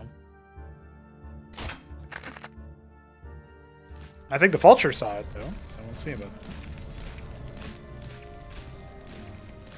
Just making sure no expansion is here. I'm going to come in here and see double Fulk. No gas here, so he can't make any anti-air units out of the Fulcrum. He can't make a Watchdog, though. Surely that's what you do in this situation. No. Oh my god, don't tell me. He's going to lose the first Mason, not repairing it or anything. And I'm guessing he's also going to be making a Cyclops as his weapon of choice here. Oh my god, it's already ghastly here, boys. Nexus goes down. Got plenty of units to hold this. Even pops a sim for an extra unit for Arbuz, why not? So, on the one hand, I commend him for making a Goliath instead of a Cyclops. On the other hand, he has lost four Masons. And all he's got to show for it is 3 Vultures in the middle of the map, so...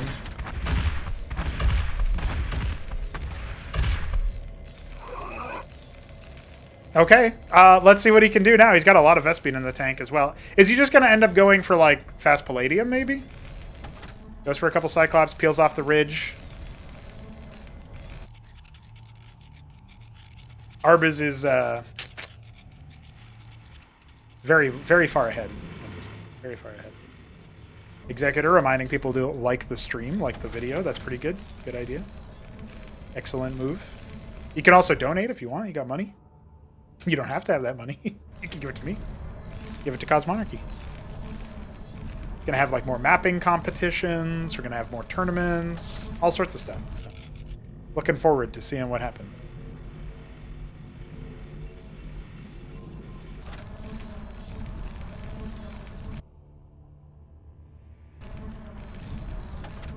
Vassal will come in for a scout. It's not going to spot the... there's no expansion for it to scout, so it looks like Arbuz just sort of peels off. There's a chance that the mech army can still overwhelm Arbuz's force, but it does kind of feel like we're running out of time for that to occur, especially since Arbuz scouts ahead and sees what's going on. Now he's going to go ahead and warp in 2 Wardens, which I think is the right move. Cyclops are very good versus static defense if they can stay alive, but... I don't really like that he's out in front of it. I guess he's going to make it a little bit harder for Hamano to actually come in and attack, but this just feels like it's actually going to be a little bit on the clunkier side for Arbuz. He's getting softened up a little bit. I guess he's getting a lot of free sims out of the deal. But that might even... I mean, those can all blow up almost immediately, depending on what happens. Oh, he attacked his own unit. That's bad. No mines being laid. The double Warden. We got 2 more Wardens coming, by the way. Okay, well, it looks like this has been held just wonderfully. Goliath is going to be focused down here. The Cyclops shellacking as best they can.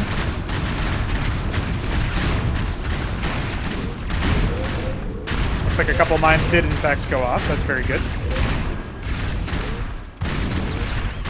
GG's called as Hamano's aggression is held.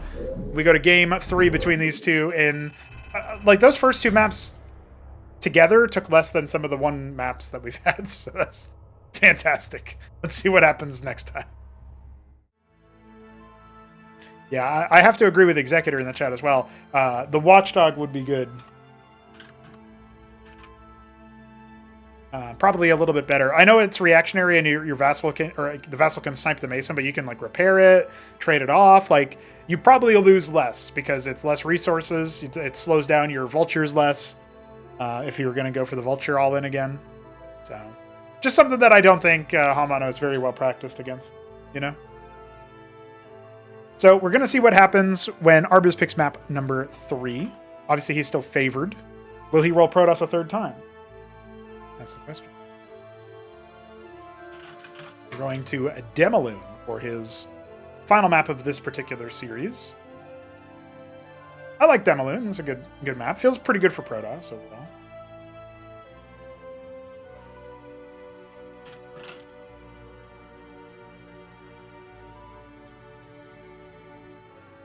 And we go straight in. Players joined in immediately. They were ready immediately. So are we. And it will be a Zerg time. Okay, all right. We'll go ahead and get our overlay updated, and then I'll do my bombastic intro. I like to save the bombastic intro in case the map ends up being really good, and then I can have it be a VOD cut to YouTube. So far, the first 2 maps were... Listen... the first one was pretty hype, but the second one kind of fell flat, so I don't know if the whole series will go up, but you know how it is. Gentlemen, it is time for me to say ladies and gentlemen, and also to say it is time for Arbus to take on Hanmano in map 3 of their best of 3 here in the lower final of Weekendwage, number 14. Hope you guys are having a good time with Cosmonarchy and with life in general, as Arbus has rolled Zerg this time after 2 Protoss games. Hanmano with a spectacular Vulture all-in, including a cloaking of it by hiding the second Fulcrum and then making the third one after. Now, after his mech play failed game number 2 on Crisis Vector, we're going to a bunch of stockades. Okay, I like the look of that. Bio versus Zerg, of course, you know. This is something that Hanmano already played against Arbus' Zerg earlier on Germination, but Arbus likes to change it up a little bit and have different maps picked, so he ends up going Demaloon here. Going to be Larvos going to pool for our Periwinkle Zerg. Deep Periwinkle, in fact. And Hanmano is our Maroon Terran in the top left. Nuclear Crow 28. Get that man in this community. He's a Nuclear Crow. That's what we need. We love crows around here. Yeah, Arbus Budesh is a great name. It's nice to know that in some language, I think it's Russian, right? Or maybe it's not Russian. But it's in some language. The idea that I'm basically just saying, would you like some watermelon, is going for a Larvosk into a pool. Yeah, it's pretty impressive, honestly. It's pretty impressive. We had somebody join the Discord community that we have recently with just the username was Melon, and somebody else in the community was like, oh, we have watermelon and regular melon.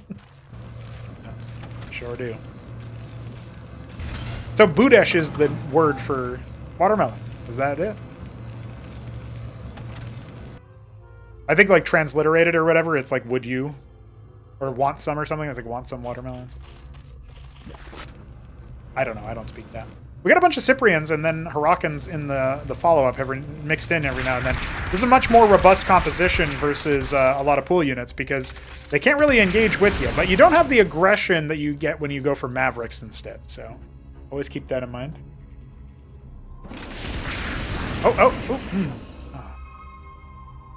Oh, Arbus is watermelon. So watermelon wants some, apparently, is how you would say it. Okay, good to know. So the bio units are moving across the map here. This is actually kind of a scary situation for Arbus to be in. He does have a bunch of Zets, but he has no way to evolve them into a unit that would do better versus what Hanmano has. Hold on, is Hanmano just going to steamroll him? Is he going to say, thank you very much, I'd love some watermelon? You can see the few Zets that are there are trying to pick off what they can, but they are just going to get burnt alive. I mean, what is he going to do? He's just making pure Zeth. This is not going to work versus what Hanmano has, it feels like. Unless some army positioning kerfluffles end up helping out. But the Huracan count is enormous. I feel like Arbus, he thought he could get away with pure Zeth or something. He did make one pair of Quas, but he needed a lot more than that, it feels like. I don't know. Stuck, says Hanmano. Yeah, his units seem to have been confused. That's all right. He doesn't need them. The Zeths will convince. They'll start tickling. I think, honestly, he's doing just fine. I mean, those two Cyprians, that's pretty unfortunate that he hasn't been able to unstuck them. The Huracan count is so good here. The Drolets have to get pulled. Oh, my God. Looks like they did end up engaging with those other Zets in the back. Hanmano's going to have to reckon with himself here.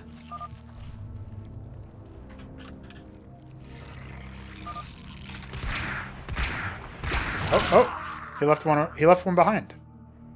Left behind. I don't know if the two Cyprians would have made the difference there because the Drolets got pulled, but he would have done more damage. So that is very regrettable. It only seems to happen to Hanmano. I'm gonna have to ask him what buttons he's pushing. So when you see the button that says freeze unit, do you push it or no? It's not that simple. But let's see. There's a lot of Zethquas now. The one Hurakan is gonna get boxed out of moving any further. Still, the bio count is pretty good. He's adding more. I don't think he's going to die to this. Oh, he sent another Hurakan out there.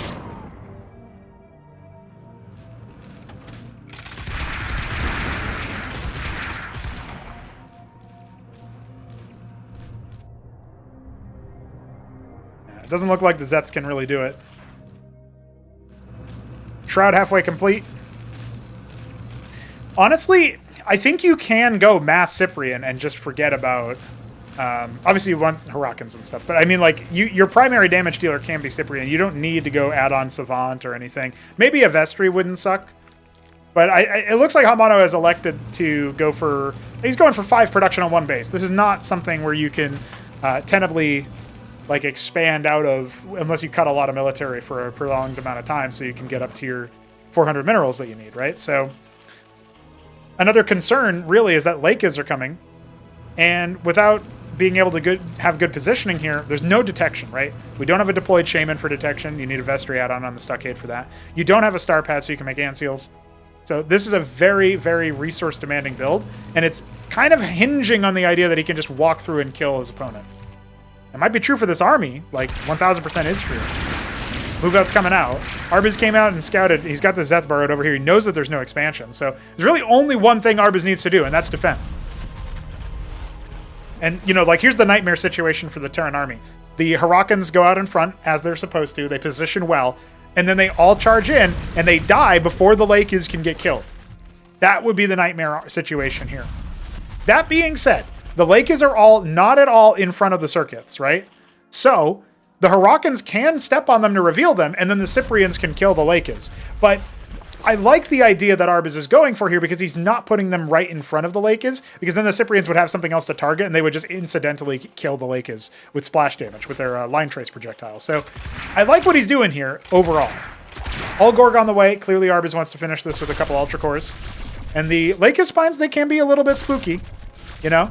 But it doesn't look like Hanmano much minds. He's going to give it a go. He's going to give it a try. These Lakes all staying alive for quite a while. And there's the Hurakans basically all going down, right? Revealing. Oh, no, the Cyprians are trying to get on top. They weren't able to kill any of the Lakes on top there. Finally, they mostly go down. There's still a healthy number of Cyprians, but that's all he's got. And now he gets flanked by all the Zeths. Oh, no. Hanmano had the perfect line there. He had the perfect line with the Cyprians, and then he moved them so they couldn't quite do the thing. If he had kept those Cyprians alive, the reinforcements might have been enough to force a break. I bet Arbiz thought that fight was going to go a lot more his way. And even with not the greatest control on the army, Hanmano really did threaten him.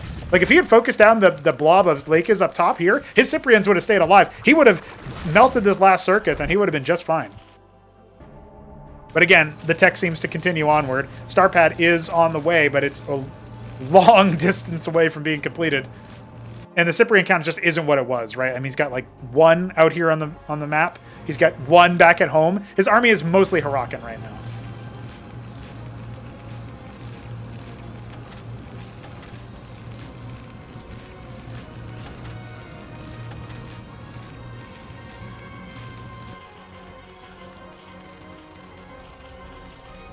Three Ultra Cores on the way. Admittedly, with Hurakans, they aren't as scary as they could be because all their armor can be melted, but it's still pretty spooky. So that was the Zeth that was burrowed at the natural, by the way. I just poked in to see what was going on. Ant Seal starts to come out. You can see Hanmano canvassing around. Will he find it? Yeah, he will.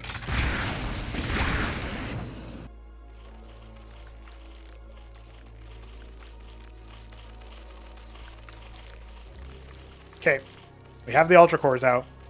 With their armor being meltable by the Hurakans, if he has enough Cyprians, he can still win the fights. It's so weird to say that about Ultra Cores, but the Lakes are staying home. If Arbiz brings those, it's a completely different fight, obviously. But like right now, it's like 90% Arbiz victory, right? It would be 100% with the Lakes. But I'm giving that 10% chance. It could still go the way of Hamano here. If he's got the right sort of surround of his own Cyprians with the Hurricanes. There he is, trying to focus them down. Cyprians do get debuffed a little bit, but they're still staying alive. The focus fire isn't quite there. He's still going to end up popping one of the Ultra Cores. There's that one that we needed, that focus fire onto that second one. And look at this! He's actually doing it! It's unbelievable! He killed Ultra Cores with Bio, boys! It's possible! And it's just exactly like I said. He ran the armor. He didn't bring the Lakers. That was very costly for Arbus. Now, there's no point where Hanmano can actually expand, actually get back into the game. He would have to, like, shatter the natural but not win the game. And it just doesn't feel like that's likely to happen. The NCL should see these units up here. Hamano's still making the decision to move up. He's going to get sandwiched here. This is going to be like a garroting. Garroting? However you say that. He's going to get garroted here, dude. I feel like there's no way. I mean, maybe now that he's further back. No, he's going to try to go in. This just isn't going to work. You can see in between the reinforcement path. This is going to be Hamano's final stand. And every unit gets immediately eaten up. GG. The one base shenanigans are over. Arbus had 2,200 minerals and 1,000 gas. And he makes it into the grand final despite it. So, Hanmano will be said goodbye to. That last game had some interesting moments into it for sure. But Hanmano just, he was so close to victory, dude.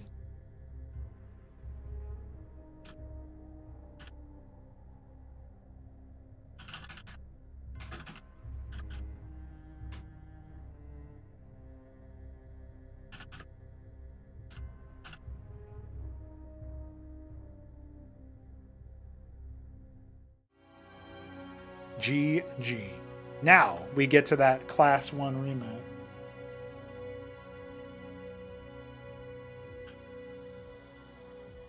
I don't think Hanmano would have won the game even with that Cyprian bug, by the way, but I do admit it sucks. I don't know what buttons he's pushing so fast that he's doing it, but pretty good. Yeah, honestly, that was a really good showing from Hanmano. He played Arbus very close in that game. Despite, like, somebody needs to be the dedicated one-base cheese man, you know what I mean? Hanmano can play other styles, but I like that he plays it. I like that he gives it a go.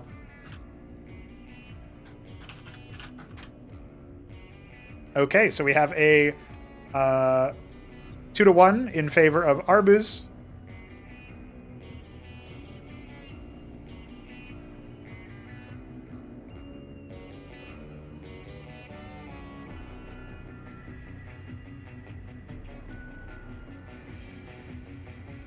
It is, yeah. It's like 4.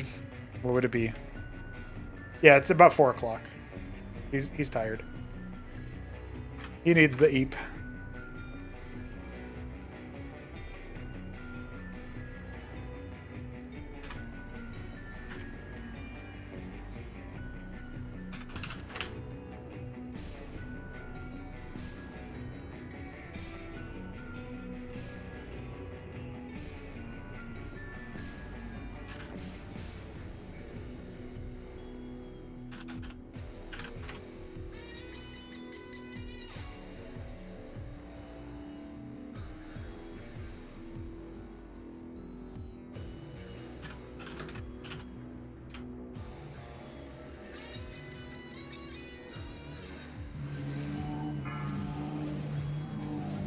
The Roasted Ultra should get a rematch. Yeah, that was pretty good.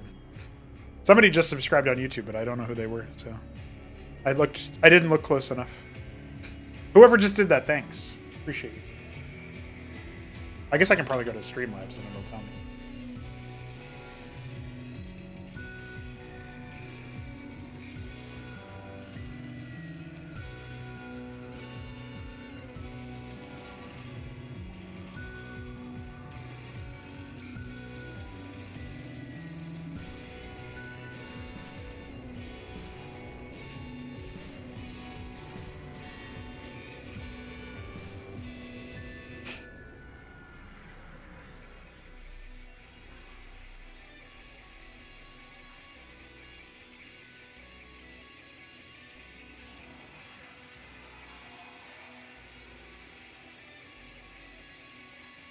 I was going to say I could use Streamlabs, but it doesn't seem to be working.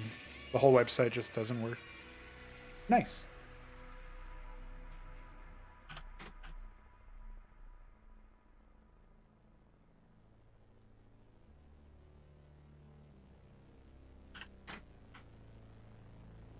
Okay, we finally get some Zerg versus Zerg action here in the grand final. Let's go ahead and get the overlay up to date, and then I will go ahead and show you the match. It's going to be a fun fucking time.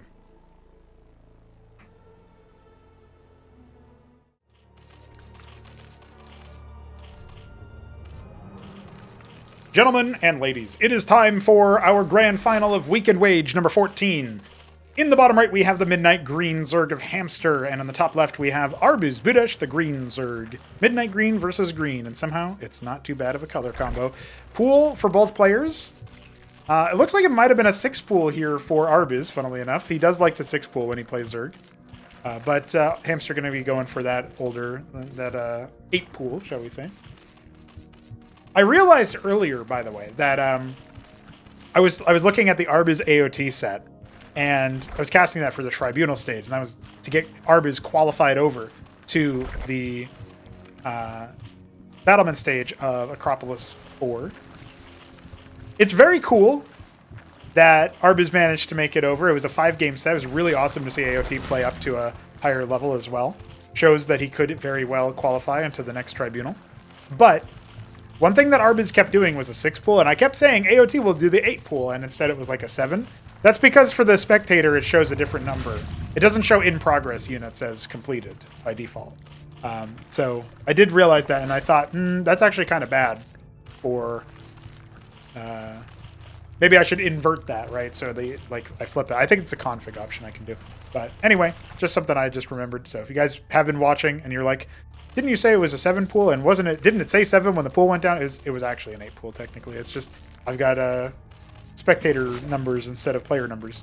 Now, one thing that's weird is that Hamster is mining 1 on gas and 2 on ridge. 1 on geyser, 2 on ridge. That's not intentional. I almost said that's a bug, but Hamster is not an AI, so there you go. He fixed the bug, boys.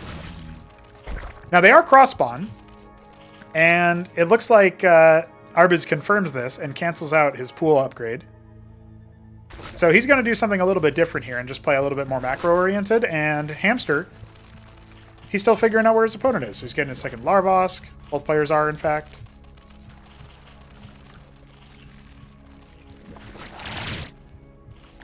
Nice. Pops the Zeth before it can scout much of anything. Maybe it saw the pool, but it doesn't matter. He already saw the Quas. I guess it matters in the sense that he would see that it's not a Vornath, right?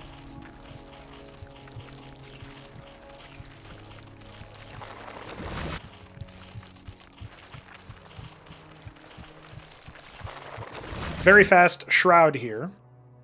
Something Arbuz said before is that at current high level ZVZ, what you end up seeing a lot of the time is a rush, sort of a Ultra Core rush, like a race to that tech. But Arbuz is going for the Vornath Pond and an Ovaleth besides, probably to drop. Maybe he can get some Zets in, pick the Larvosk, that kind of thing. These are very vulnerable, particularly in ZVZ. But the Shroud is halfway complete for Hamster, and he's going to go for a faster expansion. No, about the same time, actually. They're both definitely thinking like each other, that's for sure. And this Zeth is actually in perfect position to scout that out, too. So they know that, well, Arbuz knows that his opponent is in step with him. This Zeth just kind of patrolling around the Ovaleth is not dropping anything, funnily enough, so won't be seeing anything else.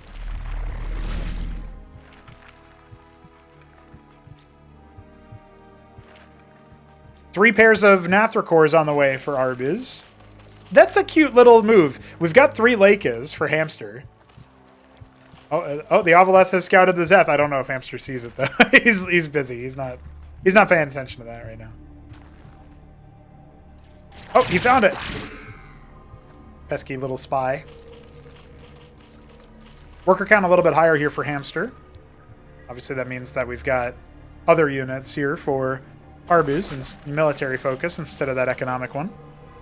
Hatches have popped on both sides, and we do indeed have what looks to be like the Ovaleth going to clear some space or scout some stuff around. And the Naths are going to be looking for other entries. Oh, look at that. He's actually going to spy this Ovoleth. Beautiful. Every single Zeth blown up there in the blink of an eye. Did he see that with something, or was that just blind luck? I missed it, I think. Hydra's down on the way, so Hamster's going to have tier 1 base tech for everything. Meanwhile, Arbiz going for that Apex Vornath. Clearly, he wants to make some calcs. So, Hamster sees the Nathicors kill his Ovoleth. He does not unload in time, but he knows that it was Naths, so he should be aware, and he puts his quads over here, you know, especially when the Nats pop in like this. I think if it takes a little bit, there's got to be like an internal clock running for him. Like a minute has to go by, and then he needs to put down Spraiths. I wouldn't hate if he just put them down preemptively anyway, because Calculisks, they just annihilate Quasilisks. It's not really easy to try to get into an attack force, an attack way that way, so. Problem for Hamster right now is he just doesn't really have any vision on what his opponent is doing, but there's the lake, and so now we're going to have those calcs. Only 3 of them get made so far. The gas not allowing more than a little bit there, but pretty soon going to have them.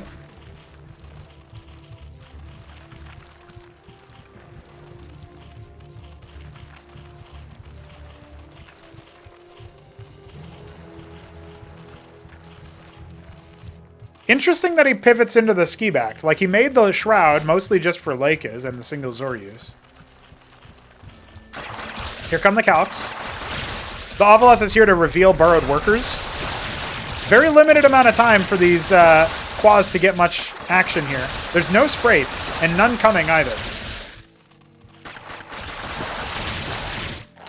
I guess if he pops the Ovoleth, he can do something at least, but yeah, he's only now actually putting down the Kagrin. Quads are going to try to just sort of throw their bodies at the problem until the Spraith actually finishes. 8 Skithricor's on the way. Hamster's going to go on the offensive. Dude, I love Hamster. He's so cool. He doesn't pop the Ovoleth, so he can't burrow trap them. There's the Spraith coming. It's not going to cover the Eskagant, though. Like, they've got good range. Don't get me wrong, but... Oh my god, he made 5 more. What a madman. Spraith finishes up.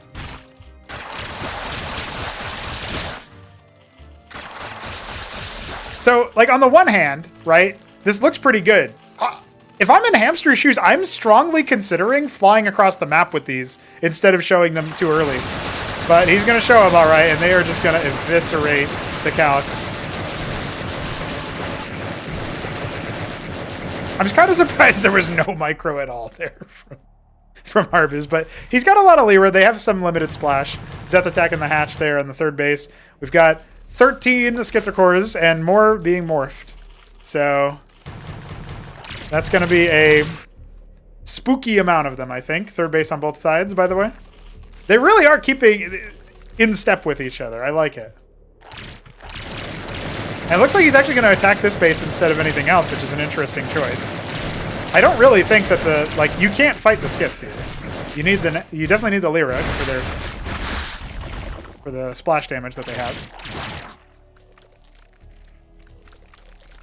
Okay, he's making a bunch more. I was going to say, that army definitely couldn't step to them.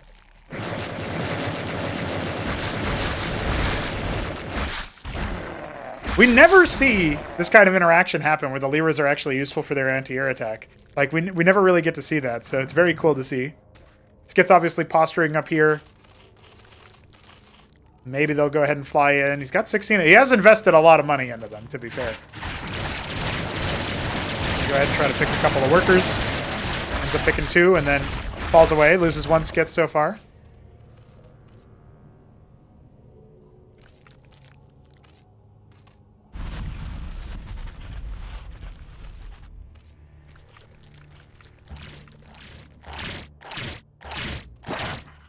Okay, looks like the pivot away from this point is going to be Bactals for Hamster. He's going to try to defeat the Lyralisks that way. Not a bad idea. Bactals struggled versus armor, but Lyras only have 1 armor. So that's a pretty good move there.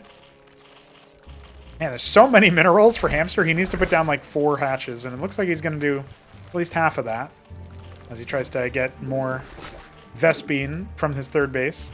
Better saturation so far for Arbiz, who has sort of stretched out ahead in the worker count. It's funny, I think he maybe killed like 1 worker down here with the calcs, but it definitely threw Hamster for a loop. I actually don't mind this sort of formation when you're fighting against Lyra, by the way. I think Skits can fight against Lyra if you are able to split. But it has to be like that amount. It has to be like even number. It can't be anything else, because Skits are not... like, part of the reason why Skits are so good versus units is not because they're individually good damage. They've got 4 damage that goes towards an enemy and then back. It does 4 damage on the return. Sort of like a lake is dealing splash damage along the way. But if you can't stack them up, you can't do a lot of damage. And you can't stack them up versus Lyra because their anti-air does splash. So, pretty good. Lake is going to go ahead and get burrowed over here. Bactyls show themselves as well. Oh yeah, these forces are not going to be able to do the runaround that Arbuz was hoping for. He is making the Zozark, and not only is he doing that, but he's adding a couple of Ultra Cores to his army already. I mean, with the Zorius coming, the Armor End should be pretty good, but... Oh my god, look at this! He's got the Lakis burrowed! What a weird sequence! Yeah, I think he's just going to end up losing all of these, and the rest of the army isn't moving forward. So, I liked that idea in theory, but the Lakis needed to go all the way and attack the worker line, and there just weren't that many workers there. That's a cool idea, but I don't know if it worked out in this particular sequence. The Gorge is almost complete. I think mostly going to be seeing that for Zarkava cores more than anything, but we'll see. I mean, actually, at this point, Hamster might have Arbuz's army kind of pinned to a corner here. You can see the Ultra Core count is not very high, so it can and will be focused down, and there it goes. The Skits are actually helping out a lot, clearing out a lot of the Rilla cores, and not being attacked by the Lyras gives them a little bit more DPS. Comes in on the right side with more Zoryus, but not really much left. I guess the Bactyl count has been reset a lot, so Hamster, as that fight sort of finishes up, Hamster's army has been reduced in size a little bit. He has like a couple of random Lakis burrowed in interesting locations, but he's taken a 4th base. He saturated it, gas capped the ridge. Iral Iris for Arbuz first, despite the expenditure into the Gorge. We don't have a single Apex strain building yet for Hamster. What a weird looking ZVZ, dude. We're seeing all kinds of cool tech.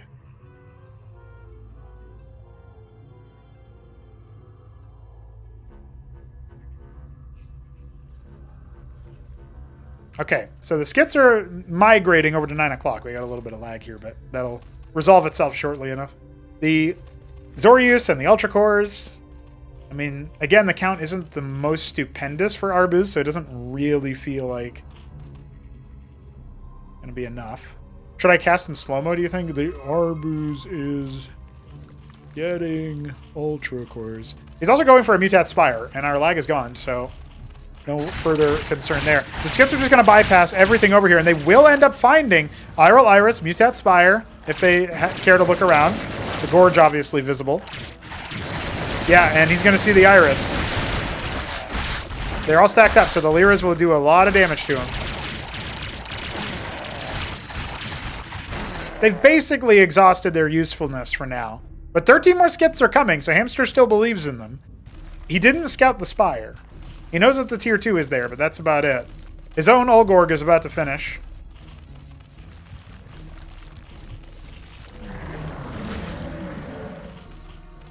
Got okay saturation at the 3rd base. Very minimal at the 4th for minerals. But he's got a lot of minerals, so maybe it doesn't matter. And he's just, once again, kind of walking up to that 3rd base. His Skit stack actually scouts the army up here. He can just walk in. He doesn't know it yet, but he can just walk in. Instead, he wants to take a more measured approach. Wants to go for an army fight instead of trying to force any other issues. 16 Mutalisks are on the way. Ultra Cores. Once again, a much better count this time, actually, for Arbuz, but still, the Hydra count is more than enough to deal with this. He ends up losing 2 of them in the fight. One of them is very low. And that was a much better fight for Hamster, it has to be said. A lot of Skits were made, remember, and they can help deal with the Mutas. So even though we have a decent number of Mutas, we got an equivalent number of Skits waiting in the wings. Hamster hasn't actually pulled the trigger to engage. His Lakers are off to the left-hand side. He needs to win this fight overwhelmingly, or he is not going to win it at all. But the Skits are annihilating the Mutas. It wasn't even close on that side without the Lakers even helping on the ground. Hamster still just crushes through with tier 1. And Arbuz, I think he chose poorly when it came to those options that he had. Now this third base is under attack. Hamster has the 4th. He's got a 5th in the bottom left natural coming online.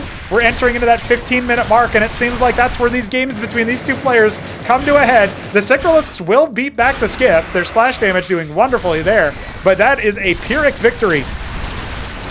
Saw only from the POV of utter disaster striking from that third base. 1 Ultra Core egg remains, by the way. That's pretty funny. You can see the Cycralisks are pretty good. They're pretty good units, but it doesn't matter that much. Got more skits coming in. Again, this 5th base has been set up, although no units at it just yet. I love the Khaz'trith at the 3 o'clock. And it looks like Hamster is going for the Hydra surround. He's got his own Ultra Core. GG's going to be called as the last of Arbuz's units are vanquished. His army has been melted. Hamster takes game 1. A beautiful ZVZ.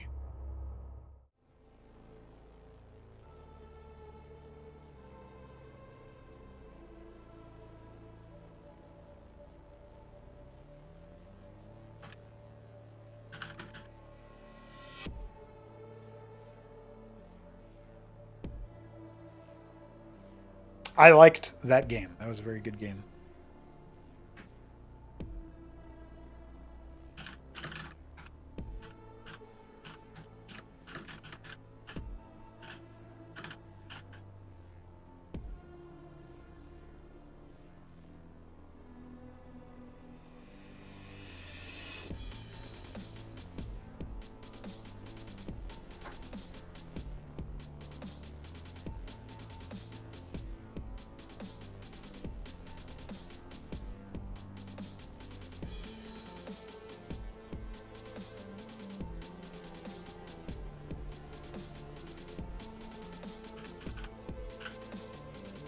Let's see what happens. Near Impact is selected for map 2 between these two. Oh, ZVZ again. I like ye. And Arbus is gonna... They're both doing it! Yes! Hamster, the Periwinkle Zerg in the bottom right, deep in fact. Arbus, the Blood Zerg in the top left. They are both 6-pooling each other. Ladies and gentlemen, it's a 6-pool off. Who 6-pools who better? We're about to find out.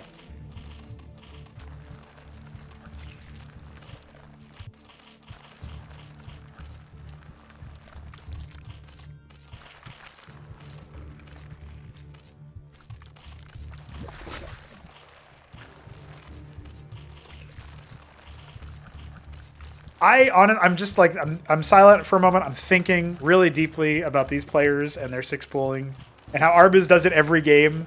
And Hamster occasionally will do it. Like, I haven't asked Arbuz why he always 6-pools. Like, he hasn't played a game as Zerg where he hasn't 6-pooled. It's so wild. Repairs the Zeths on both sides. It's going to be a Zeth off, not even a Quaz off. I mean, yeah, at this point, people have really decided not to go for Quaz. Hamster's a little bit better at that larva trick, though. You can tell he's actually done the larva trick, so he's got the extra pair of Zeths here for the fight. Is that going to be super consequential? I mean, when you're talking about these few units, it could be. This is like the closest thing that Cosmonarchy ZVZ has to like the overdetermined Zergling Muta combo in Starcraft 1 ZVZ. Oh, he still could go Arbuz's way here. He's got to be careful. Yeah, he ends up trading 2 for 2 there. Blow for blow so far. What's he got behind this? He's just making 2 pairs of Zeths. Hamster on the other side has just been making workers, it looks like. Yeah, he's just going to Larvosk creep towards his ramp, it looks like. Could get right on top of the egg to kill the units as they pop out, but not a feature that many people know about. He actually picks 2 workers and leaves! He hasn't lost a single Zeth? What? Dude... Form is temporary, class is permanent. Get the fuck out of here. That's so absurd. There's no way Hamster's supposed to do that.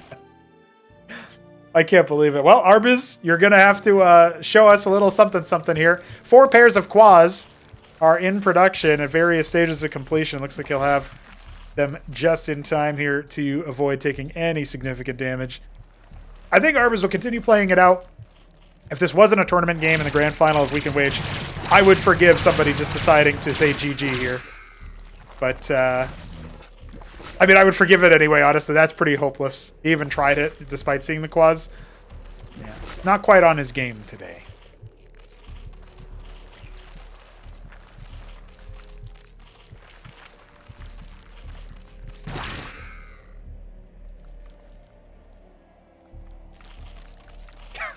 I can't believe he did that. That's impressive. So he's got the larva advantage, right? For now. The second larva is about to pop. But worker advantage by 2. There's 2 that he killed. It's not actually as hopeless as maybe I made it seem. You can play back from these deficits, but Hamster should be feeling pretty confident at the very least. He doesn't even need all of his quads. Look, he's kept a couple of back here. Yeah, he'll scramble in to fight now. Breaking up the ramp is going to be a tall order. You know, he doesn't have any Vorvs for extra damage sponging. No. I don't think he'll actually be able to do that, but he can set up a soft contain, deny the expansion, and go for his zone here.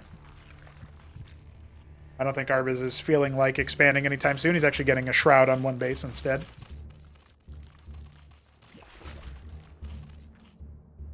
Yeah. I mean, as Hamster, I think you scout this. You poke up the ramp and see what's going on. He's actually going to see if he can stand and fight. I mean, Arbiz is not choosing to back away a little bit. And Kite, oh my god, he's actually letting him in. Oh my god, there's a lot of Zerg here. Hamster going after the Larvosk in the mineral line, and the Drolet's pulled because they thought they were the target. That's not the case. Now the Larvosk, oh my god, both of them could have gone down there in a second, but instead it looks like Hamster's just going to stand and fight. I think he's done it, boys. He's just got way too many units. GG is called. Hamster is crowned Weekendwage champion. And that was just a nasty ZVZ, dude. Oh, man. Utter disgust. I didn't even get a chance to update the overlay. It was so fast. But that was indeed near impact. And we have a 2-0 in favor of Hamster. Ladies and gentlemen, thank you for joining us for Weekendwage number 14. It was a fast one. It was a quick one. We had some very cool games nonetheless. And I hope to see you guys in 2 weeks for another one. Peace. Does Mischance still exist in Cosmonarchy? No, Caveat Draco, it does not. Instead, you get +1 weapon range, shooting down a cliff. So, ends up being pretty good. You can take that to the bank when it comes to defending. And that should be a wrap on that.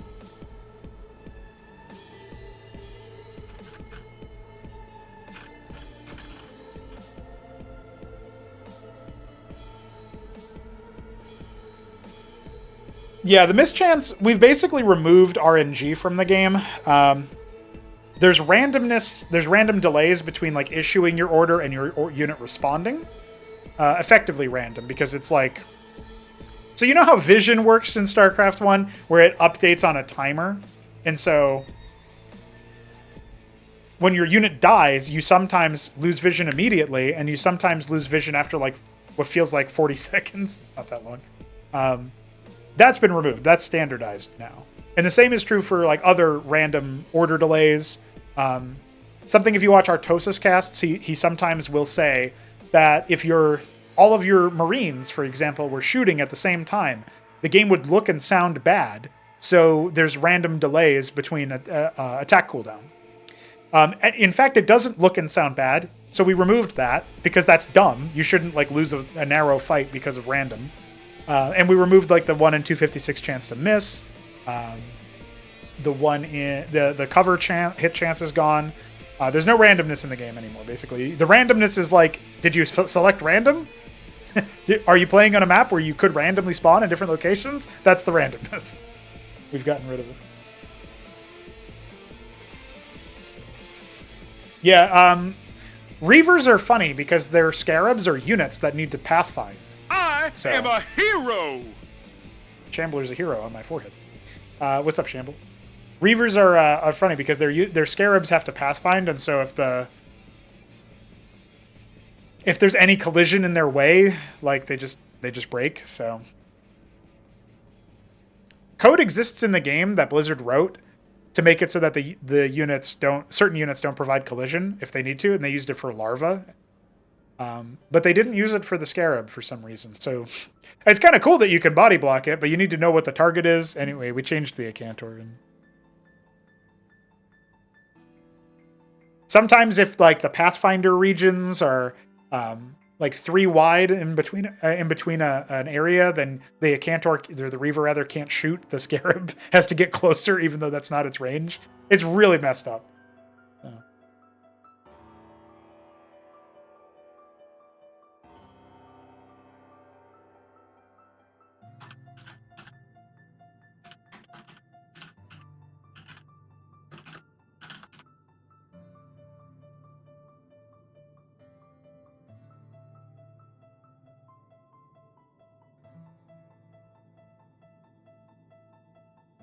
There's a lot of jank involved, yeah. Listen, like, under the hood, there's a lot of jank in Cosmonarchy, too, but that's just because we're working with a really dated engine, so is what it is. I think I'm going to go ahead and close the stream down there, but I had a good time casting the tournament with you guys and seeing how some of the top-level players are approaching some Zerg in Protoss Gamering, and some Terran Gamering as well. We had Hamano, of course. Looking forward to seeing some more Skozy soon, and hopefully everybody had a good time with the tourney. I'll be turning you guys over to the next time that I produce a video, which will be probably sometime pretty soon. So stay tuned. GG.